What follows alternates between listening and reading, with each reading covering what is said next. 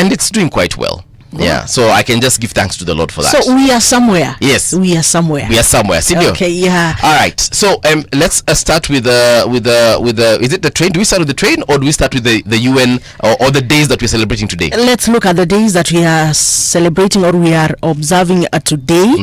But before I even go, I proceed. I just remind you to follow us on our social media platforms. That is at Radio Gen KE on Facebook, Instagram, TikTok, YouTube, all over. Yes, all over. Yes. Yeah, you can follow us live and direct.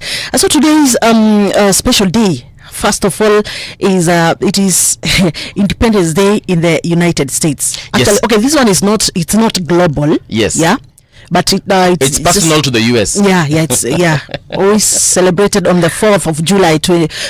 Yeah. They call it 4th of July. The 4th of July. You know the way as we call ours Jamhuri, Madaraka Day, of course theirs is called Independence Day, but in reality it's actually called the 4th of July. That's what they call it. So whenever you hear someone in the United States or even here in Kenya saying we want to celebrate the 4th of July, that means they're actually celebrating their Independence Day. Yeah. So shout out to the United States of America.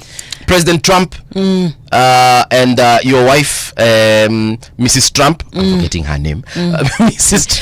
Melania Trump, yes, and every other American out there that is celebrating 4th of July. Congratulations and happy Independence Day. We'll be following to see what will be happening there. They don't do it like us. You see the way us, the president goes to Kasarani or Nyayo or Bungoma Stadium or Busia Stadium, them they don't do it that way. Okay. They do it, the president just makes a speech from White House na kila mtu ajibambe vile anataka. Aendelee kufanya kazi. Kunanga drama mingi sijui mbwembwe or sijui the army marching sijui where, but every state has its own way of celebrating, and we wish them all the best. All the best. Well, globally also we are observing International Cooperative Day. Okay. Yeah. International Cooperative Day tunafanya nini?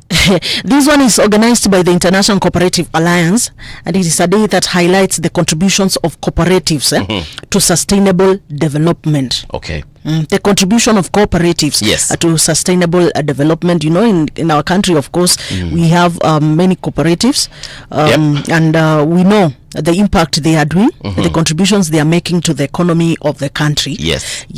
And then the theme of this year will be focusing on community and economic resilience. Community and economic resilience. Yes. Okay. Are you in a SACCO? Yes, because we're celebrating SACCOs. Internationally, they're known as cooperatives, but here in Kenya, we actually call them SACCOs. And the rest of the world, they're also called SACCOs, but wanatumianga the word cooperatives specifically. Yes, so I'm also in a SACCO, but my SACCO is facing problems. What's the problem? They how can I put this? They mismanaged funds. They gave a lot of loans, of course, unsecured loans to a lot of people who are unable to pay, but the biggest problem was the fact that they gave the management of the SACCO took a lot of money, unsecured loans, and they are unable to pay them. The management. They were loaning themselves. They were loaning themselves, and they took. I don't want to mention them because it's a matter that is still in court. But they walichukua pesa nyingi sana kutoka kwa nini? In the form of loans. Yes, like you can imagine. A single one of the managers took like over 300 million na hakuwa na capacity ya kulipa, unsecured, hana capacity ya kulipa. Wengine walichukua to the tune of billions. That is so unprofessional. And having such kind of people with you are entrusting them with people's funds. Imagine, that's so dangerous. And when I joined them, they were actually one of the best performing circles at the time, because I did my research. I saw what they have done, some of their achievements, some of the investments they have put up. So, and I was actually introduced to them by a family member who has been a very long-standing member of the SACCO. But unfortunately, what happened. They still have my money. I requested them to give it back to me, and they told me it's gonna take a while. Well, that is. I think this is going to give SACCOs a challenge. Yes. The issues of mismanagement, the issues of unsecured loans. Yes. It's going to give SACCOs a real challenge. True. And this is also going to affect us now. Yes. Yeah. The consumers, because right now I know they're going to change the standards. I know they're going to change the requirements for you to be given a facility in those SACCOs. I think they should, yes. Every other person has been running to SACCOs. Yes. Because we know the banks, of course, we know the way banks have been operating. So most of the time, the SACCOs ndo imekwanga place most people would run to in terms of and actually, loans. to be honest, SACCOs are better placed at giving loans to citizens as opposed to banks. Banks, first of all, have a different governance system, and how they lend out money and how they receive money is also very different from how SACCOs do it. So, for example, SACCOs are regulated by SASRA. That is the SACCO Society's Regulatory Authority. Then banks are regulated by CBK. Pale management ni tofauti tena sana. Aya, SACCOs also, the way they give out money and at the interest rate that they give is very different from banks. Banks, I think they give at an interest rate of what, about 13% now? SACCOs, depending with the bank. Yeah, SACCOs, I think they do it at 1%, if I'm not wrong. I could be wrong on that one, but also again depends with your SACCO. Depends with your SACCO. So I think as we observe this day also, let us not be the people who are bringing these SACCOs down. Yes, but the management of the SACCOs ndizo hapa ndio kuna shida. Kuna SACCOs zingine kadhaa pia zimeweza kuanguka, na zimeanguka kwa sababu tu ya kitu moja, management. Management tu ndio wanakuangana shida. Sisi kama citizens ama kama members wa hizo SACCOs hatuna shida, because you see, for you to get a loan at a SACCO, you have to follow the rules and regulations, right? But now the management, you know, they are the ones, they are the custodians of the law of the SACCO. So them, they can break them at any one point that they want. And sometimes they break it at the detriment of who? The members. That's when I imagine, kama manager mmoja anachukua loan ya 1 billion na yeye mwenyewe hayuko worth that 1 billion, alafu zile biashara anaenda kufanya huko nje ni very risky na zinaanguka, na anasema sasa nitafanya nini bana, pesa nishakula. Yeah. So yeah, that's that. But if you're in a SACCO, it's not to discourage you. Continue. If you're not in a SACCO, continue. Enlist yourself in one, and just save some money, because at the end of the day, you need to save money. Aya, sawa. Tuingie kwa the train. Yeah, the train today taking us to this one person, Franklin D. Roosevelt, former president of the United States of America. And this is what he said. The only limit to our realization of tomorrow is our doubts of today. The only limit to our realization of tomorrow is our what now? It is our own. It's our doubts. Yes. Okay.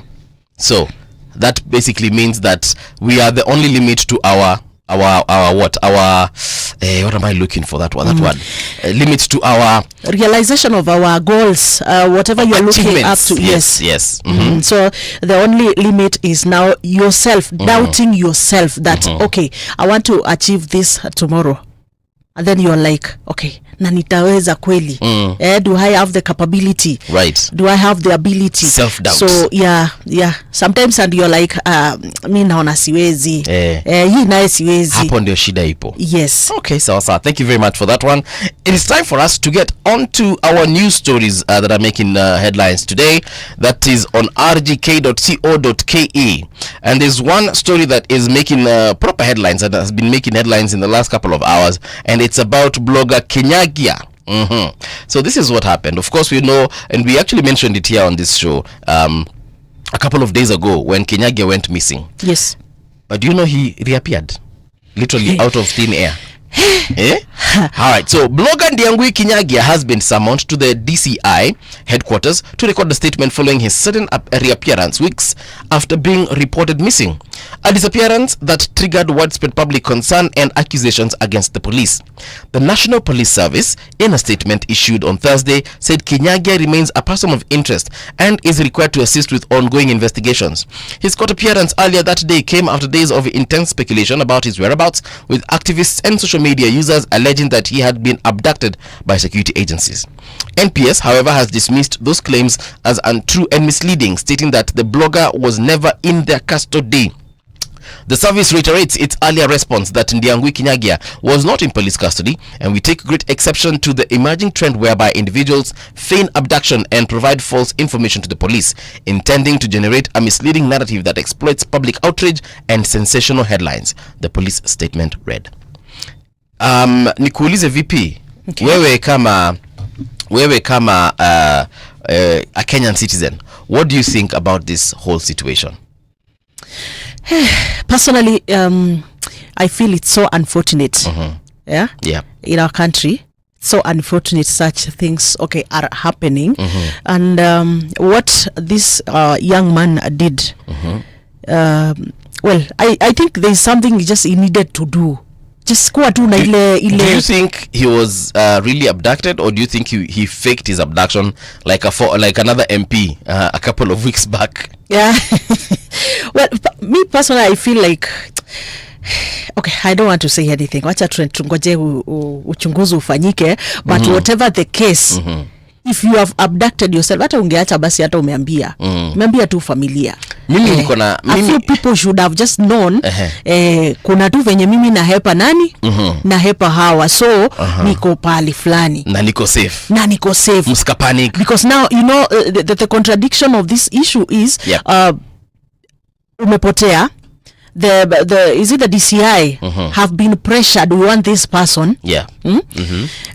Dada amekuwa summoned, amambiwa kuje, na ile siku anaenda kukuja, ndio unatokeza. That is when now you're also appearing. Now this is my speculation. There are two things here. There are two possible stories. Story numero uno, Diangui was abducted, and he was taken to wherever he was taken, an unknown location, and he was kept there incognito. But when the DCI waliona ni kama wana kwa closed in by the court, wakaambia jamaa, sasa kitufanye, piga simu, sema ulikuwa umejificha na uko safe and sound. Na jamaa akafanya hivyo, then suddenly wakamproduce, wakasema, si mnaona yule jamaa alikuwa amejificha tu, story zake you fala muache tafadhali wa Kenya. Hii story ya kujishika alafu mnasema ni sisi tumewashika muache. Story What's number two, other possibility? the other possibility is that this guy alikuwa amejificha chini ya maji kabisa na asikapatikane, na venye aliona ni kama kutaharibika, venye aliona DCI wakienda kotini kuongea maneno ya disappearance yake, the case will become worse, so akaona ajitokeze. But me, I'm seeing the first story is very probable. Why? Because Malindi yangu alikuwa amejificha. Remember, he's been missing for weeks. Alikuwa anakula nini? Lazima alikuwa anaenda kwa duka kununua chakula, hata kama ni kununua mkate, hata kama ni kununua nyanya. No, you may not have been going to the shop, but what was he eating? Si unaletewa chakula. Of course he cannot be. Let me tell you, he might. Okay. I'm going with story number 2. Kama yeye ndiye alikuwa ameji-abduct. Sawa. Kama yeye ndiye alikuwa ameji-abduct, what if alikuwa ameji-abduct, alikuwa amejificha wapi? Alikuwa na nani hapo mahali alikuwa ameji-abduct? Nyumba ya nani? Cause lazima ikuwe ni nyumba, place kuna at least kitanda. Mahali alikuwa analala, mahali anaweza hata kunywa maji. You cannot survive as a human being without water. You might survive without food even for days, but you can't live without water even for 3 days. So alikuwa anakunywa nini? Na hiyo kitu alikuwa anakunywa, hiyo maji alikuwa anakunywa, ni nani alikuwa anamletea? Ama alikuwa anainunua wapi? Ni wapi alikuwa amejificha mahali yani haizi julikana? You see? That is why I'm going to story number 1. Again, I could be wrong and I might be proven wrong after all this is said and done. I feel like the authorities knew where this young man was and they were feeding him until such a time when now waliona all hell has broken loose and they have to produce him. Na wakamwambia, listen here my friend, ukijaribu kuchange script, uende huko useme ndo ulikuwa umejificha, na useme ulikuwa umejificha ukidhani tutafanya nini, tutakushika. Yes, and sisi we will stop pursuing anything against you, but you stick to the script. And if you try to say anything else other than this script, number 1, tutakuruka, and number 2, we shall even bring other charges against you. Maybe there is something the DCI knows about him. Wanamwambia, if you don't go with the script, the consequences, my friend. Consequences. So me, that's my speculation. Well, I've heard people talk of this was a script, but not from the side of the DCI. That is, according to some other people. Right. Yeah, they are blaming maybe the human rights activists. Yeah. They're also blaming the courts. So alikuwa amefichwa na Boniface Mwangi. They're also blaming the courts. Alikuwa amefichwa na Martha Karua. Those are just speculations. Yes. You get. Those are just speculations, and wait, we will just get to know, get to the truth. But now my question. The reason why I also would want to just come closer to your speculations is that why is it that he waited until that day? Yes. Akatoke. Aren't you asking yourself the same question like this? Mbona ile siku DCI wanaenda kuapia before Justice Chacha Mwita? That is what is ndio jamaa anatokezea. Yes. And saying that I was running away from the DCI. Sijui kulikuwa kunafanyika nini. Yes. So let us listen to the case. Of course, now it's in court. We can only wait to see what comes out of it. But mimi ninakwambia Patricia, and I am telling you, I can even bet. Unajua ile kuekelea pesa. Mimi naweza ekelea pesa na nikwambia huyu jamaa alikuanga mahali na DCI walikuwa. There's no way DCI doesn't know where you are. No way. There's absolutely no way. We have cameras in Nairobi. They can trace you from your house. They can trace your phone. They can trace your laptops. If you have laptops, they can trace your tablet. They can even trace the people you're talking to. Yeah. DCI, let me tell you how DCI finds you sometimes. You might even leave your phone here and go to and hide somewhere huko Msambweni. But you will have to call someone. You will have to call your mother, your father, your brother, your sister, your boyfriend, your husband, your clan. Na wanaangalianga call log yako because they can access it. Na wanaona Patricia calls these numbers sana sana. Na wanachukua the top 10 numbers that you call the most and they monitor those people. And you will have to call one of them. Hata kama ni mtu wako wa duka, hata kama ni mtu wako wa delivery. Unajua kuna watu wanakuanga na watu wa delivery, or there's the bartender that you like talking to. Yeye ndiye anakufanyanga delivery ya kachupa kako on Friday. They will monitor those numbers and you will have to call somebody. And that is the person they will trace na watakupata. So you can't tell me jamaa alipotea for how many weeks na DCI yako anajua mali jamaa yuko. Bwana, na nimekwambia hakuna venye jamaa kwa anaenda kwa duka ama hata kama alikuwa anatuma mtu kwa duka, huyo mtu atapatikana tu. Well, this is what some of the lawyers said. There's the family lawyer to Diangu. Diangui. Yeah, Diangui. Anasema aje lawyer wake? This is what he said. He said that the guy is traumatized. He's in a traumatized state and needs a private consultation. Exactly. Yeah. Why is he traumatized? The family, another family lawyer, Wahome, said that his safe return after he just confirmed his safe return after 12 days of missing. Right. He's gone missing for 12 days. I'm looking at Nelson Harvey, the city lawyer, who's saying, former LSK president. Yes, this is what he's saying. He argued that reappearance validated police claims of non-involvement, embarrassed the judiciary, but urged a continued police accountability. Wait, so that is Nelson Harvey now? Yes. This is what he said, by the way, yesterday after we saw what was happening in court. He said that this reappearance of this guy has validated police claims of non-involvement. You remember, DCI said they were not involved. Yes. Walisema sisi hatuhusiki. But then again, he said that this embarrassed the judiciary. How does it embarrass the judiciary? Did you see the judge that other day? Yes. Alifanya nini ama alisema nini? When he told the DCI to produce this young man. Attack hizi story mingi. Okay, I'll look for the exact words. He said, he told them to stop the drama. Stop this drama. It is not embarrassing to the judiciary. Well, okay, what it appeared, what it looked like, okay, somebody in his office. Yes. Looked like he has already taken some sides. You get. Because if I'm accused and I come and I tell you sio mimi nahusika na uniambia mimi nataka uniletee hiyo TV. Like I'm telling you I didn't steal that TV. Si ndio? And then you have told me staki drama nyingi nataka TV. What are you insinuating? It's like I know you already have my TV. Yeah, it's like you are convinced that, that you have I'm the one who is having that TV. So what appeared me, that is according to me what I saw during that day. Like it's like, and I'm telling you, I'm telling you, of course I'm not siding with the judiciary or LSK. I mean, Nelson Harvey or even the victim. But what I'm trying to say is I feel like, you know, this is a judge who's been there for a very long time. Yes. Si eti jamaa tulimpatia kazi jana. Ni jamaa ako na experience. Na ukiona hii kesi ilikuja mbele yake, ni kumaanisha anajua how to handle such, you know, cases. And I feel like judges, or first of all, judges always go with the evidence presented. They don't cook their own evidence somewhere and then come and, you know.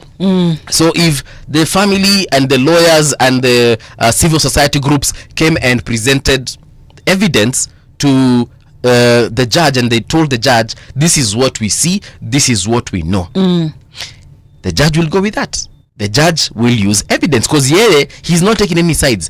Had the DCI brought the same case, he would be using the evidence that the DCI has brought against whoever is a suspect. So he went with the evidence. Well, so I was just na kama evidence ilikuwa nasema ni DCI wako na hata mimi ukiniletea evidence nitakwambia the same thing. And you are the judge. Ukiniletea video unionyeshe ndio hii ikitoka TV ndio ilitolewa ikaenda kwa nyumba ya Patricia. Patricia hata kama si wewe uko nayo TV, evidence inasema ni wewe. Sawa? So nitasema Patricia, si wewe ndio ulikuwa umebeba hii TV. No. I don't think in such a position, in such a position there are some there is some way, there is a way you are supposed to communicate. Me, I feel like, okay, I'm not here to judge the judge. As we move on from this story, I want to ask you something. A question. Have you watched movies that are based on conspiracies? Yeah. For example, have you watched a series called 24? Not it. Have you watched a series called what is the name of this series? Oh my goodness, mbona inanipotea. It's an American series. Have you watched House of Cards? Okay. I will introduce you to these things. Okay. If you watch such kinds of programs, you know, where it's one conspiracy after another after another, yes, you will start thinking about things from a different perspective. And that's why I took this now, they're usually not far from the truth. Of course, they are movies, they are scripted, they are dramatized in that way.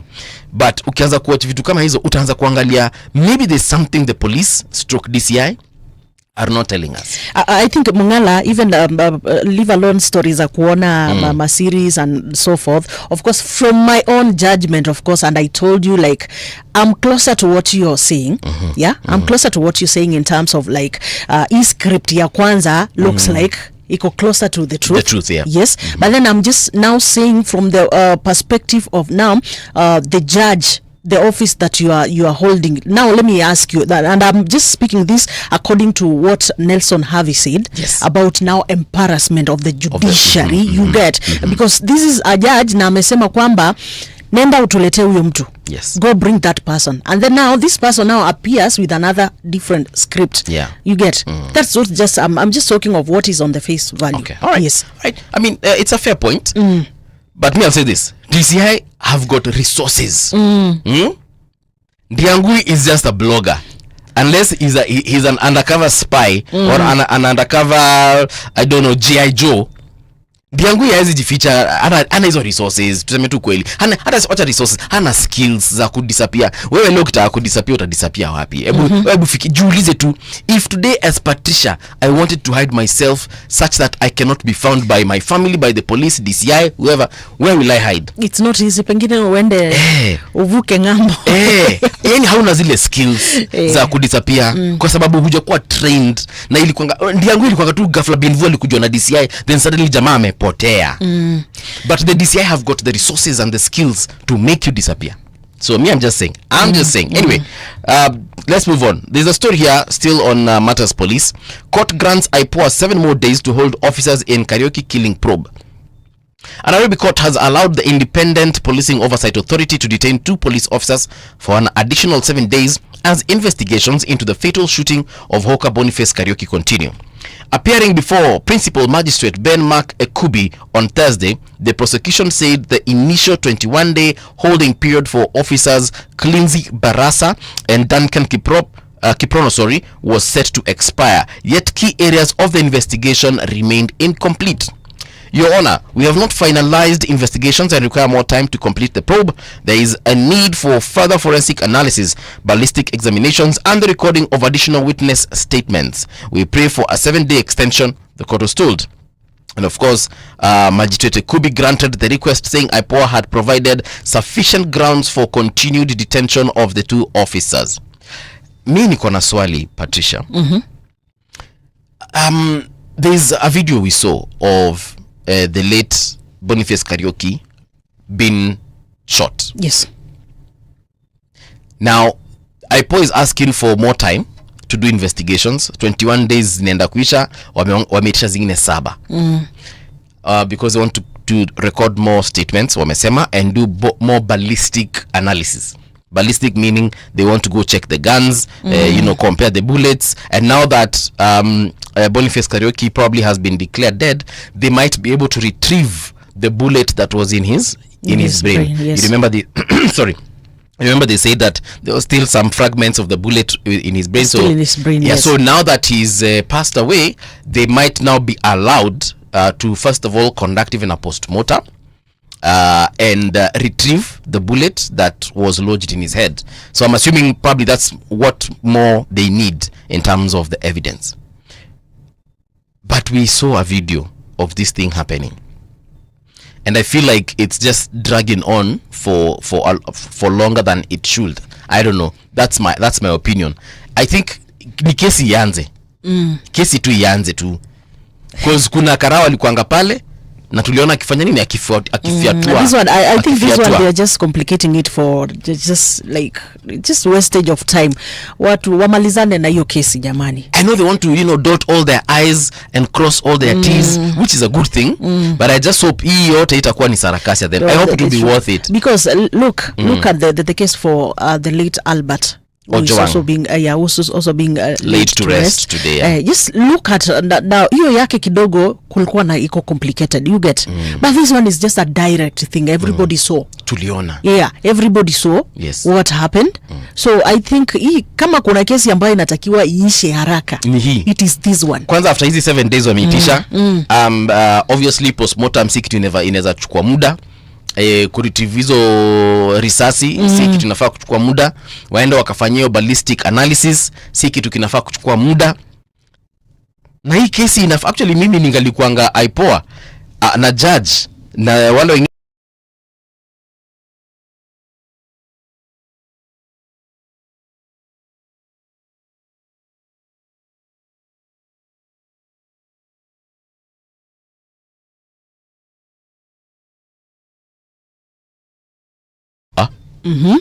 mnachukuliaje wasi? Mnatuchukuliaje? Yaani mnaona sisi yani?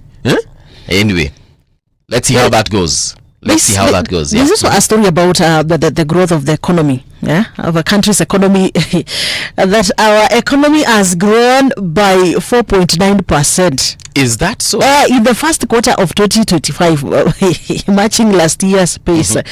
This is according to data from Kenya National Bureau of Service, showing a slowdowns in transport, hospitality, ICT, and finance. Okay. And this has been offset by gains in the agriculture and construction. Ngoja kidogo. You've mentioned 4 industries there that apparently have picked up. Sema tena ICT, what else? No, this is according to data from KNBS, which is showing that there's slowdowns in transport industry, hospitality, ICT, and finance. But this has been offset by gains in agriculture and construction. Let me speak about hospitality there. Hospitality, obviously, we're talking about tourism, right? Majorly, not necessarily all of it, but majorly we are talking about tourism. Yes. Do you know Kenya has lost a lot of tourism to Tanzania? True. I don't know if you're actually aware. That one I'm so much aware. We have lost so much tourism to Tanzania because, number 1, political instability in this country. Number 2, high cost of living. So even hotels have had to adjust their prices. So compared to TZ, our prices are a bit pricier or expensive or higher. Yes. So according to destinations, tourists and even agencies are finding it easier to direct tourists to Tanzania as opposed to Kenya. And in terms of climate, we are very similar. Yes. That is why Kenya na Tanzania kama hata hakuna tofauti. So when a tourist from Europe or US or even the Americas, you know, like Latin America, asks an agency, because you know most of the times they don't even know where to go, they just ask an agency, we want to go to Africa, we're looking for ABCD kind of climate, and we're looking for ABC kind of experience in terms of animals and even the geography. They're told, we can take you to East Africa. So in East Africa ni wapi tunaweza kuenda? Wanaambiwa, okay, so now there's in East Africa you can go to Kenya, Uganda, Tanzania. The best places you can go to, they narrow down Tanzania or Kenya. But Kenya right now, things are a bit pricey. Why don't you go to Tanzania? And they're all going to Tanzania. I was watching a couple of documentaries online, on YouTube to be specific, and that is the analysis of a lot of tourism experts. Kenya is losing a lot of tourism right now to Tanzania, and it's a shame. Like I told you, it is a shame. Yeah, like I told you, when the country is politically unstable, yes, when the taxes are too high, of course nobody will want to invest, because there are some of the things that people look into. Yes, yeah, want to invest in that country, ama kama nataka kutembea in that country. You have seen so many times the US issuing that advisory note that we are advising if you're going to Kenya, make sure that you don't get into Nairobi. Yeah. Nenda wapi? Divert. Nenda TZ. Nenda Uganda. Kenya kuna hii na hii na hii. So I think as a country, that is the reason why we are where we are right now, because for the past like 3 years, we have been unstable politically, and economically, of course, we become also unstable. So now what they're saying is those sectors, the sector of hospitality, ICT and finance, there has been a slowdown. Yeah. But now the sector of agriculture and construction is doing quite well, and those are the gains zenye zimejaribu ku cancel down. Yes. And in agriculture we are talking of milk exports and coffee. Okay. Ambapo wanasema kwamba they have rose significantly, driven by the favorable weather. Yes. Yes. Do you know wakati wa President Moi, there was a lot of money in circulation. And that is why people were able to, we were broke for sure. I mean, not broke really, but we the country was not wealthy or rich, but people had money in their pockets. You know, you could like there was a lot of money just, you know, going around. We were liquid. Yes. Then wakati wa Kibaki kidogo pesa ikafinywa kidogo. But it's because that money was going to what? Development projects. Okay. Then wakati wa Uhuru Kenyatta, actually towards the end of Kibaki's tenure, money came back into circulation. You know, because now businesses were doing really good, and money was exchanging, And then wakati wa Uhuru, a lot of money again was in circulation, but you remember at one point he said that Kenya is losing up to 2 billion shillings daily. And he said there's nothing he can do about it. And he said this money is getting lost to corruption. But money was in circulation, because whoever was stealing this money was at least using it within the perimeters of Kenya. You know, the territory of Kenya. Then came in now the KK Gava. A lot of people are broke, money is not in circulation. I didn't understand it until one of our guests here, I can't remember which guest, mentioned. It was this week. Yeah. They mentioned and they said the reason why there's no money in circulation is because money is in the private accounts of individuals. Private accounts of individuals. So that means that kuna pesa lakini watu hawafikiwi na hiyo pesa, kwa sababu pesa kuna wenye walichukua na wameweka kwa their private accounts in the Cayman Islands, and sometimes even here in local banks. Yeah, but majority of that money is outside the country. And I was like, it's actually making a lot of sense, because right now if you go to borrow money in the bank, they will give you at a very high interest rate, because there's just not enough money to give around. So they're trying to restrict the amount of money that can actually get out of the banks and into the public, because again they also need to protect the deposits of their members, of their customers. And venye huyo jamaa aliniexplainia, nikasema wa because the more money there is in circulation, the more times it will exchange, because at the end of the day huwezi kaa tuna pesa kwa mfuko. Pesa ni ya kufanyia biashara. Utaenda ununue mandizi uuze, utaenda ununue nyanya uuze, utaenda ununue computers kama hizi uuze. Lakini sasa ile hakuna pesa kwa economy, no one is buying anything, no one is selling. And I was like, well, there are a lot of dynamics in economics, right? Yeah, a lot of dynamics. Kuna vitu mob sana pale when we talk of the growth of an economy, when we talk of inflation, when we talk of money in circulation. There are a lot of dynamics behind that, by the way. And one thing that have been looking into and really looking forward to as a country is that we get back to that point in time when we are able to manufacture, when we are able to export. And you know, a country haiwezi kuwa that much stable if it is not exporting, if you are always depending on imports. Yes. And you remember that time when we had the dollar shortage. Yeah, most of the time you realize that as a country we had reached at a point whereby we are not manufacturing anything. Yes. We are not exporting anything. Our industries are dead. Yeah. Our industries are dead. Do you remember kitambo tukipanda pamba, cotton? Yes. Yeah. Tulikuwa mpaka na kampuni kubwa sana, Rivertex. Yeah, yes. Makampuni yako mengi sana. Ukienda Mombasa, there are a lot of industries ambazo they were closed down. And that is what, by the way, personally I would push for in our country. Like, let us get back to manufacturing. Let us get back our industries. Let us get people back to the farms. Watu waende walime pamba, walime coffee.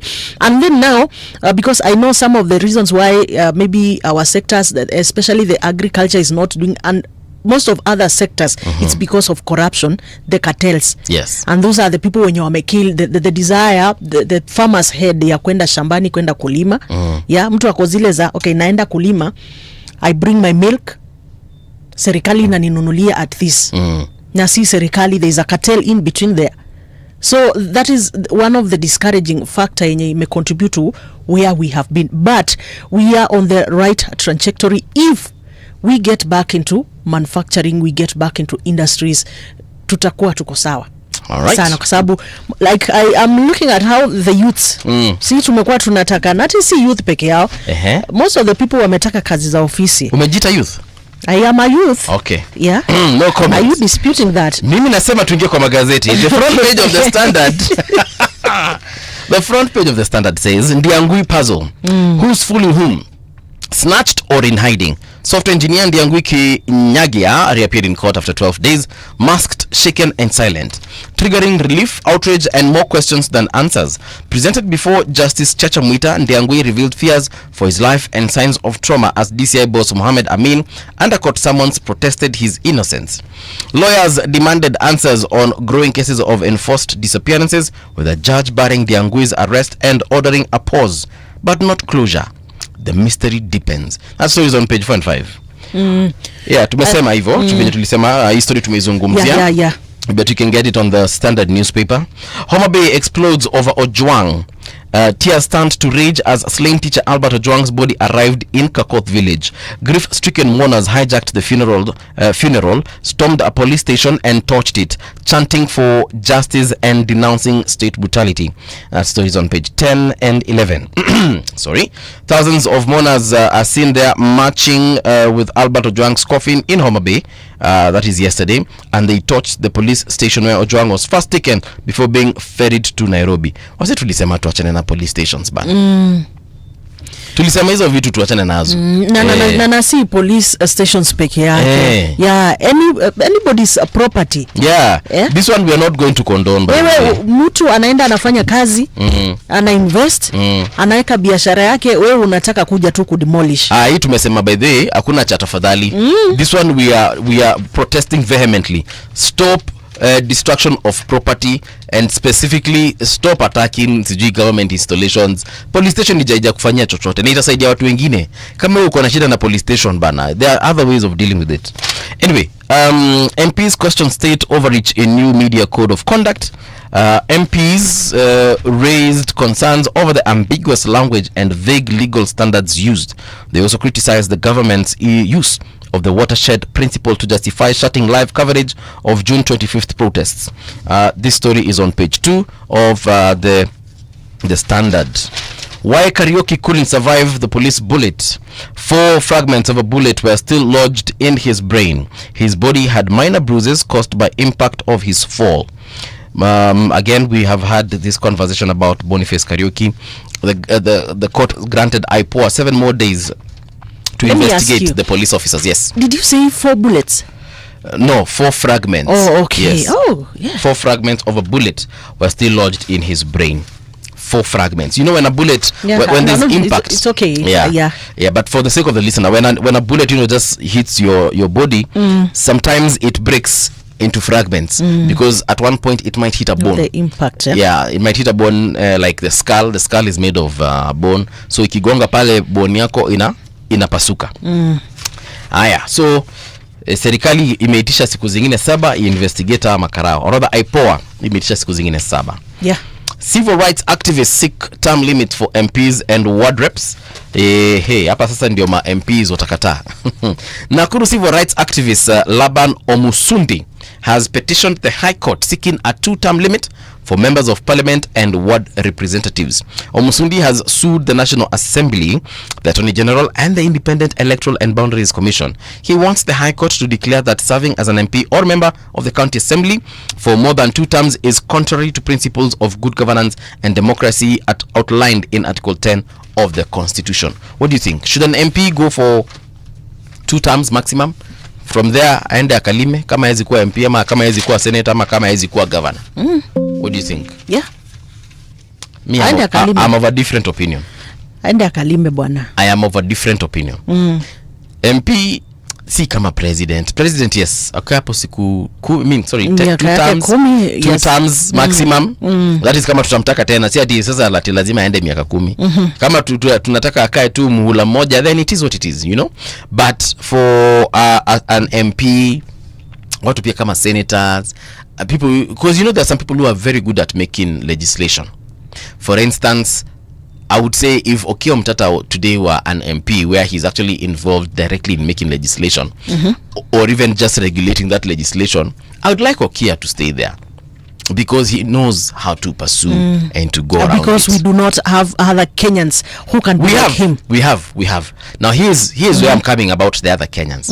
If I'm running for this position, yes, and tomorrow Kenyans or my constituents feel I'm not serving them well, and they feel like Patricia is well placed, then let them vote for Wayoa nitwe Wayoa endelee na kazi. I feel like that for me, I feel MPs shouldn't necessarily have a term limit, but that's just me. Because there are some career politicians who do really well in parliament. Just the same argument you would put even for the president. Pia kuna marais wengine wanakuja na wanafanya kazi vizuri. Kuna watu kuna marais wanaweza kuja pale katika. Ndio nimesema tuwezi compare. Rais kazi yake si kutengeneza sheria. Rais kazi yake ni kugovern a country. No, tuwezi, ndio maana pia governor akona 2-term limit. Unaelewa? Lakini ikifika kwa kutengeneza sheria zitahitajika kila wakati. So does it mean just this one MP is the one who can only make laws? No. Can legislate for the country. For instance, I'm assuming, I don't know how true this is, I'm assuming Nyoro has done very well for the people of Kiharu. So far he has been there for 2 terms. Yes. If he would like to ask for a 3rd term, surely mnataka kuniambia mtu ampatia nafasi na anafanya kazi poa. We also have other people in that county, we have other people in those constituencies. Mimi wawekewe term 2 watu waende nyumbani. Patricia, wewe tunaweza kuwekea term 2 kwa radio? Tuseme sisi hatuna terms hapa. Lakini tuko na contract. Na contract yako inasema after a certain period of time utafanya nini? Nitaenda. Utarenew. Sawa? And the reason there is that renewal for all of us is because if you perform well, then it will be renewed. But if you might perform well in the first part, let me call it term of your contract, and even perform well if it is renewed. But if it is renewed for a 3rd time, wadosi waweze kunotice, Wayoa kama ameanza kuchoka na hii kazi, ameanza kuzeeka, ameanza maybe akona familia kubwa sasa, inamhinda from doing her work, then sasa wadosi watakwambia fanya hivi, adios, it's been real. But now we have to go, and they'll bring in a younger Patricia who will perform until even she gets to that point. So I'm trying to give you the difference. Okay, there's a very big difference between an MP a governor and a president. Yes. President unajua anashughulikia country mzima. Hatutaki pia kumuona pale kila wakati. Itakuwa sasa ni kama monarchy. Alright? However, for someone akuko chini MCA pia kama anafanya kazi vizuri. Na Wakenya wake wa hiyo eneo yake wanampenda. They can vote for him. Well, your argument, okay. And if your argument, and if for me, he's not performing well, because what if, okay, fine, we have put a term limit on an MP, sawa.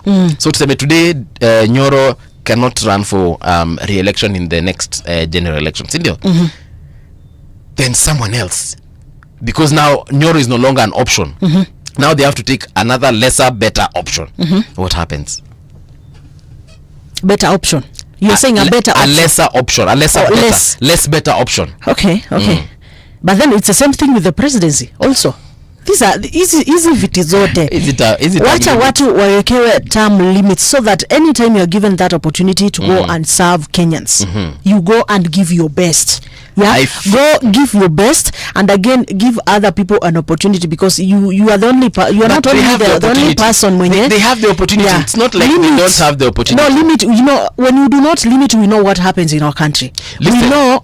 Look here, when we do not have a limit, we do not have a limit for that. We know what happens. We know what our leaders are capable of doing. Leader mnaweza kuwa hata mumtaki, but because he has been on that seat, sawa, na amefanya kazi, he has the money, he has that, amekuwa na ile influence. Na kama anafanya kazi usipokuweka, watu watazeekea kwa hicho kiti, mtu ataishi hapo. But we've had MPs who've been there mpaka wenyewe ndio wanaretire, wanasema wase nimechoka, wanajitoa. I would like that to be pushed. I will be one of the people I'll participate. You know, like Senator Mudhama si alitoka tu na hakupigana, and he was a very good senator for the people of Machakos. Wacha tuweke limit. And the people of Machakos loved him, and they still love him. So when aliona pia amechoka na hii siasa, si alikaa kana. Siku hizi unasikianga Johnston Mudhama mali. Unamsikianga mali. Si alitulia. Charity Ngilu, she did not even contest in the last election. Why? Because she was like, I have served the people of Kitui. I'm done. I think I have done the best that I could. I am unable to give any more. Well, I'm not her spokesperson, but she is not yet done. What I'm trying to say is, in the last election, she did not even contest. Yet, she only served one term as governor. But she said, Isao, I feel like I have exhausted my energy in this position. Let me reflect. Na akatoka. I'm in support of that bill. That bill, please bring it on. We see how we are going to work on this. We see how we are going to put sanity in these seats. Hiyo bill inaenda kudebate na nani? Anyway. Tumetaka kulimit terms zao. Ndio hapo sasa. Yaani kuna shida sana. Munadhani hao watu ni wajinga? Well, on the daily newspaper, Daily Nation, the biggest story there, it has been revealed that Ruto's 1.2 billion 1.2 shillings billion shillings church at State House. Yes. Where 1 point what? 1.2. He has built a church. State House. State House. No, in State House. According to recent satellite imaginary, the building is already coming up near the presidential helipads. This is what it says. President William Ruto is quietly overseeing the construction of a massive church within the grounds of State House, Nairobi, in a move that raises questions on the constitutional separation between church and state. Nation has seen detailed architectural designs and drawings of the imposing structure that is expected to have a seating capacity of 8,000 and cost hundreds of millions of shillings. This story, you find it on page 2 and page 3 of the daily newspaper. All right. What else is making headlines? Naona pale I can see that that structure pale wameiweka pale as the towering cathedral raises on the House of the Hill, questions bound about a constitution that separates church and state, amid fears that public institutions are being turned into personal pulpits, and how far Ruto is willing to merge faith and governance. So I have a question. I'm a Christian and I'm all for Christianity.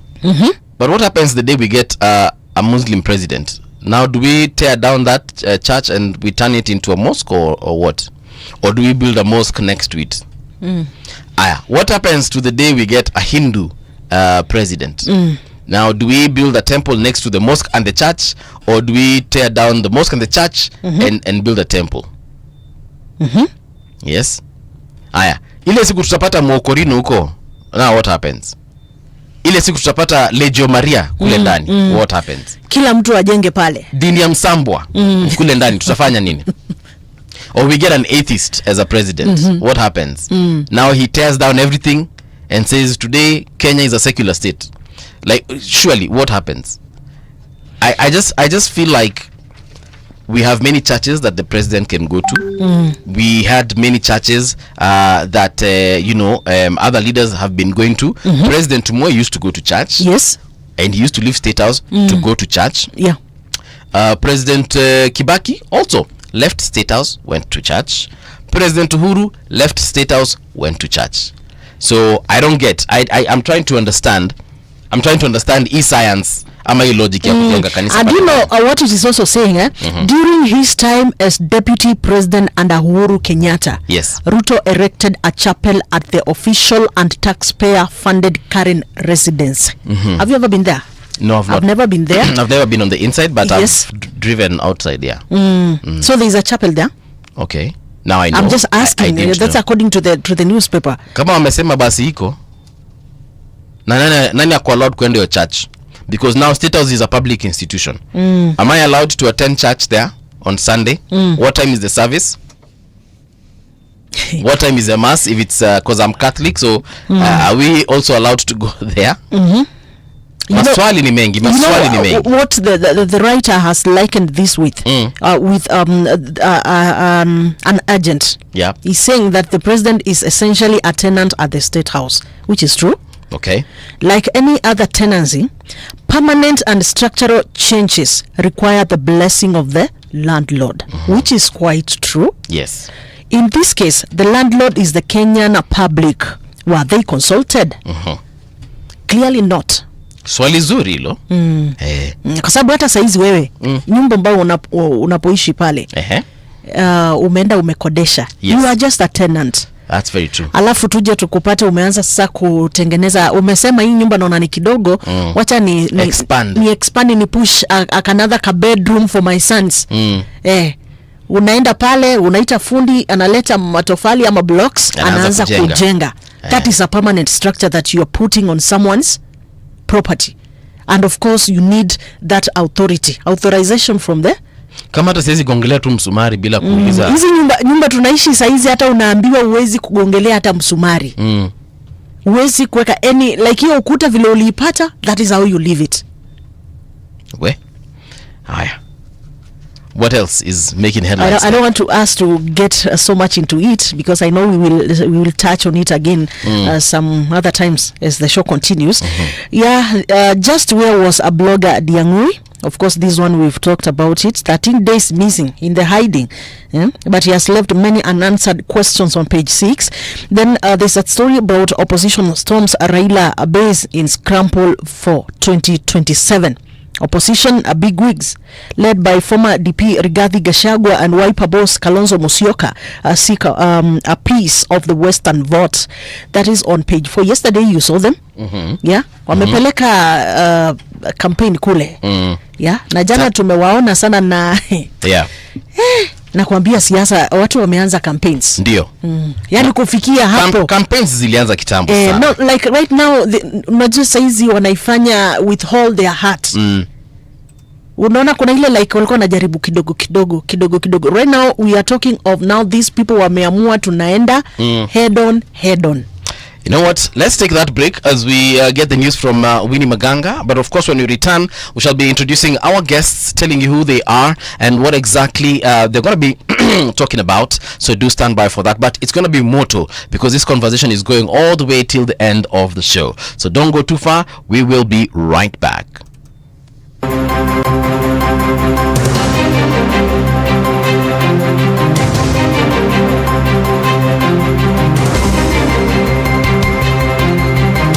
This is the Radio Generation News. Good morning, I'm Winnie Maganga. Blogger Ndiangui Kinyagia has been summoned to the Directorate of Criminal Investigations headquarters to record a statement. This follows his sudden reappearance weeks after being reported missing, a disappearance that triggered widespread public concern and accusations against the police. The National Police Service, in a statement issued Thursday, said Kinyagia remains a person of interest and is required to assist with ongoing investigations. His court appearance yesterday came after days of intense speculation about his whereabouts. Justice Chacha Mwita had barred police from arresting Kinyagia, but ruled the blogger may record a statement with the police. The families granted time to have the petitioner with them and taken to hospital for medical attention. This matter will be heard on the 17th and 24th of July. 18th of July and 24th.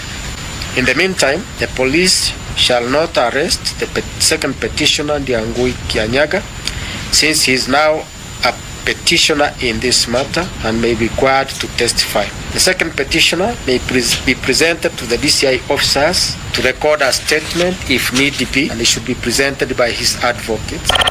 Boniface Mwangi died from a severe head injury caused by a rubber bullet, according to the results of post-mortem conducted at the Kenyatta National Hospital. Pathologist Dr. Peter Ndegwa, who conducted the examination, revealed that 4 bullet fragments were found lodged in Mwangi's brain. He noted that Mwangi's chances of survival were minimal due to excessive bleeding. Mwangi, a 22-year-old mask vendor, sustained the fatal injuries during the June 25th protest held in Nairobi.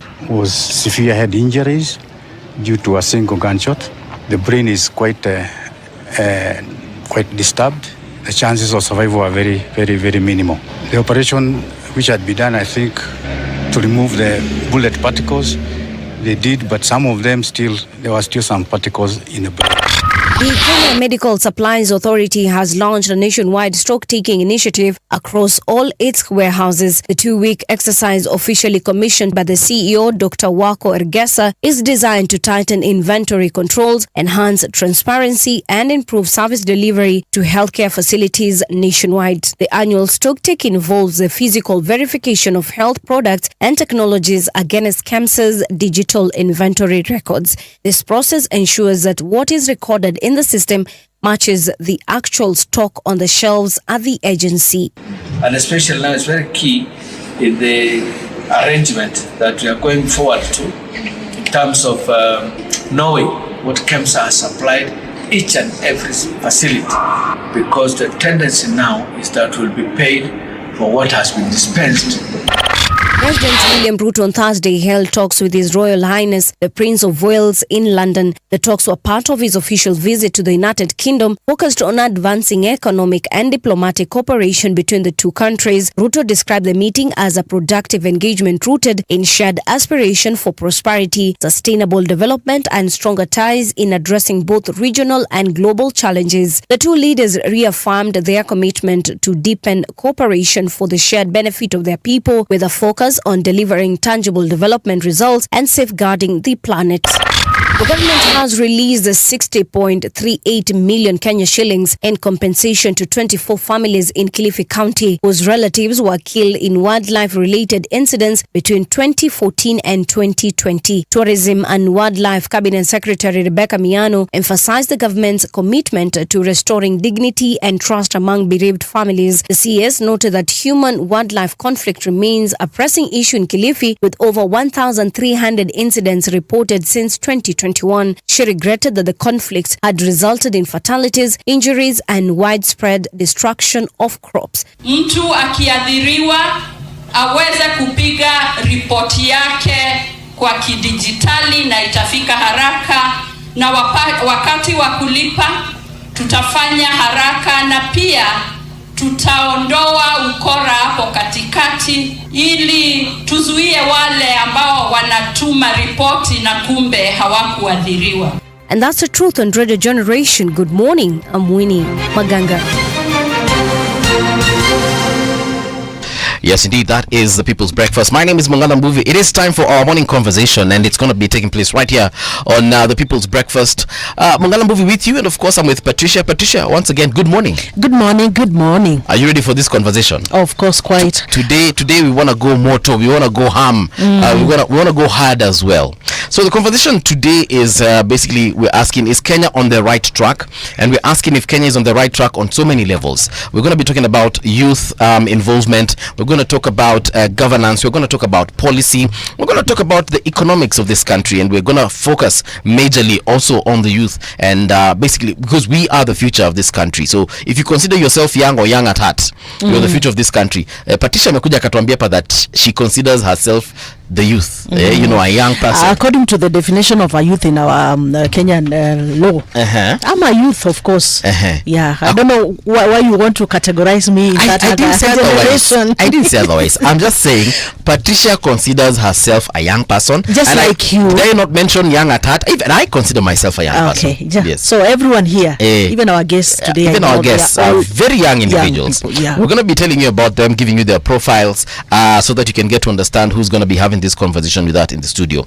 You can find us on Facebook, Twitter, Instagram, kule kwote. We told you also online, rgk.co.ke is where we can be streamed, and you can get to see us live and direct, so that you can know who is in studio, see them, not just hear their voices, but see them, and also get to interact with us on Radio Gen KE, that's on X.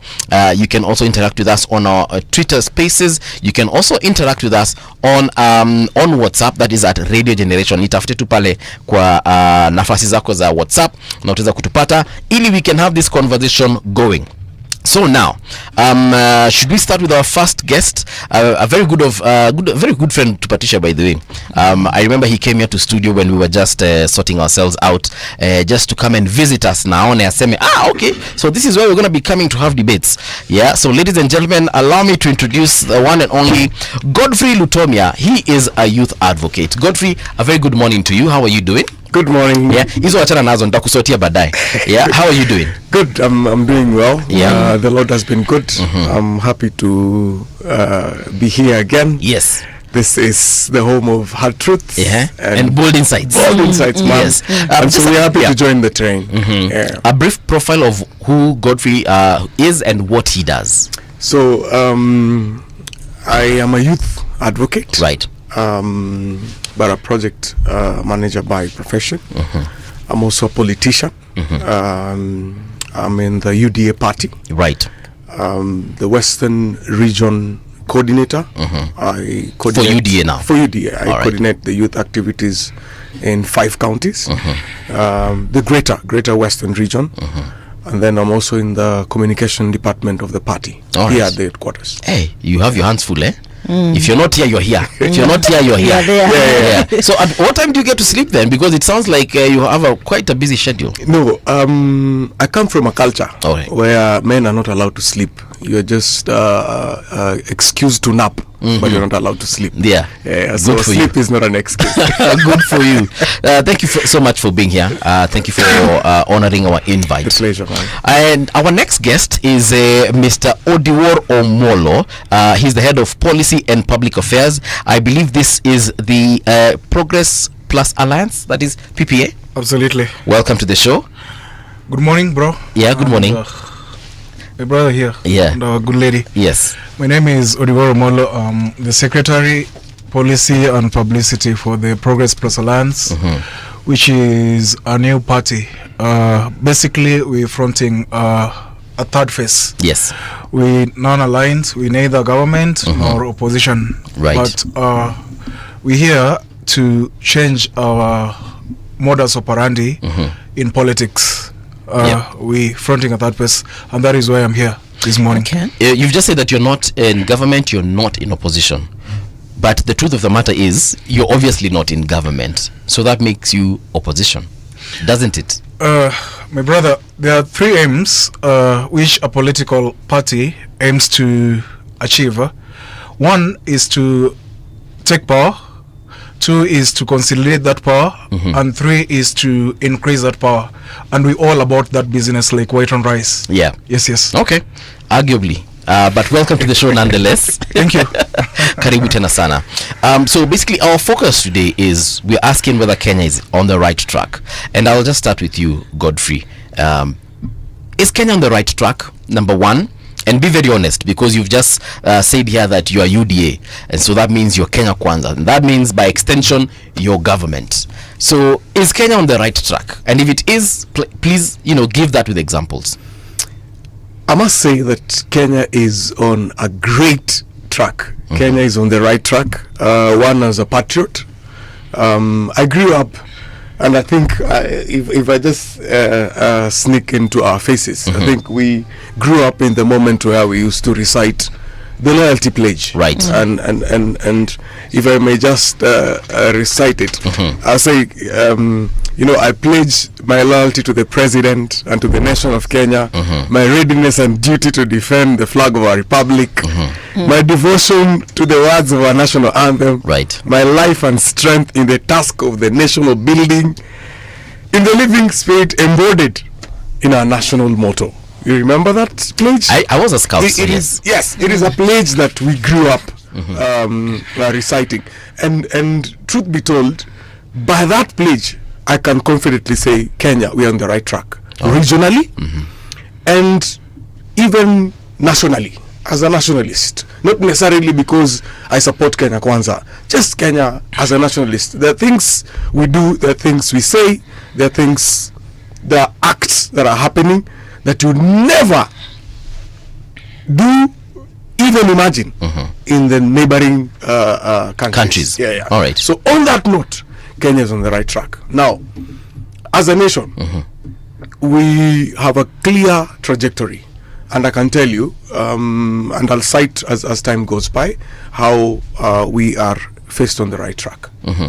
So I can confidently say we're on the right track. Okay, so fair enough. But I did ask about specific examples. Like, would you say economically we're doing well? Would you say that in the education sector we are performing perfectly well? So yes. So maybe just to cite a few. Yeah. We have a stable constitution, right? So as a country, we are headed there. We are a country that observes the rule of law. We are a country that tries to keep what it ascribes in the constitution. Economically, yes, we are there. There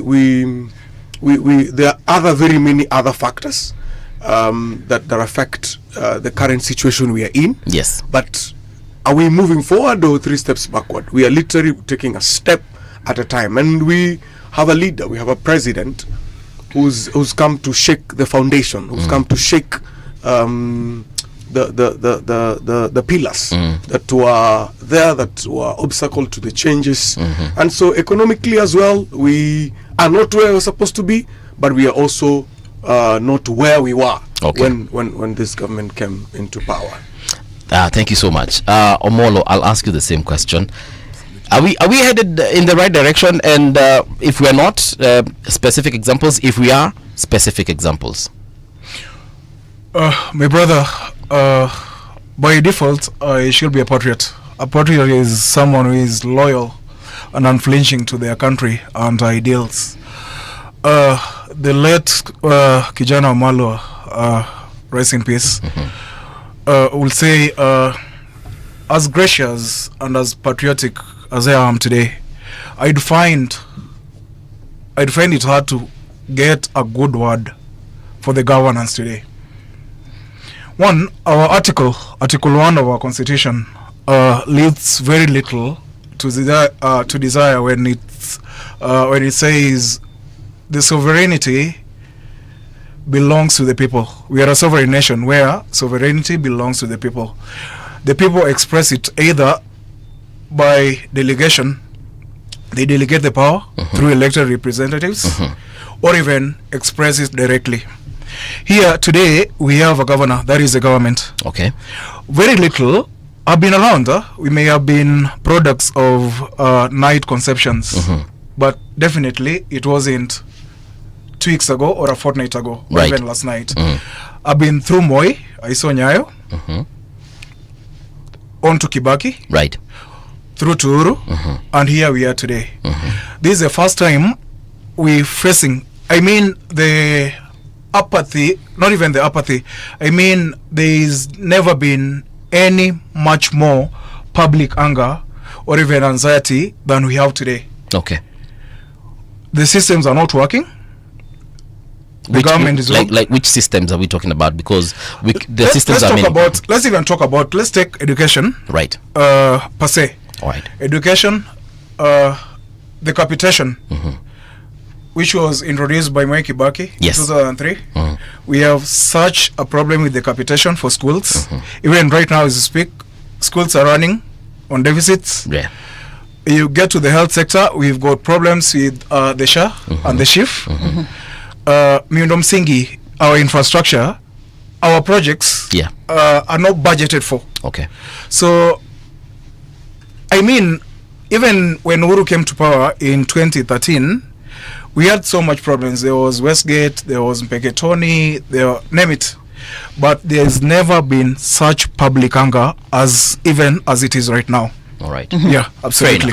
Fair enough. That's fair enough. But maybe I would I would take that question to Godfrey, maybe to tell us why do you think the public there has been this much anger, like my brother is saying, in the country?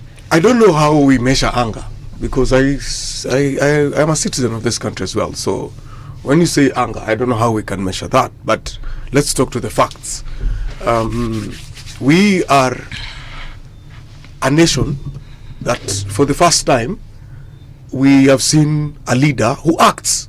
We've been a nation of a leader who people who speak, people who imagine things, people who front things. But for the first time, we have a guy who has decided to make his hands dirty. If I just rejoin into my brother's case, for example, education. The way he said, all of us are products of Kibaki, Uhuru, and all this kind of stuff. But let's ask ourselves this question, Paul. How comes we had capitation in our university structures, right? And we had our universities closing down.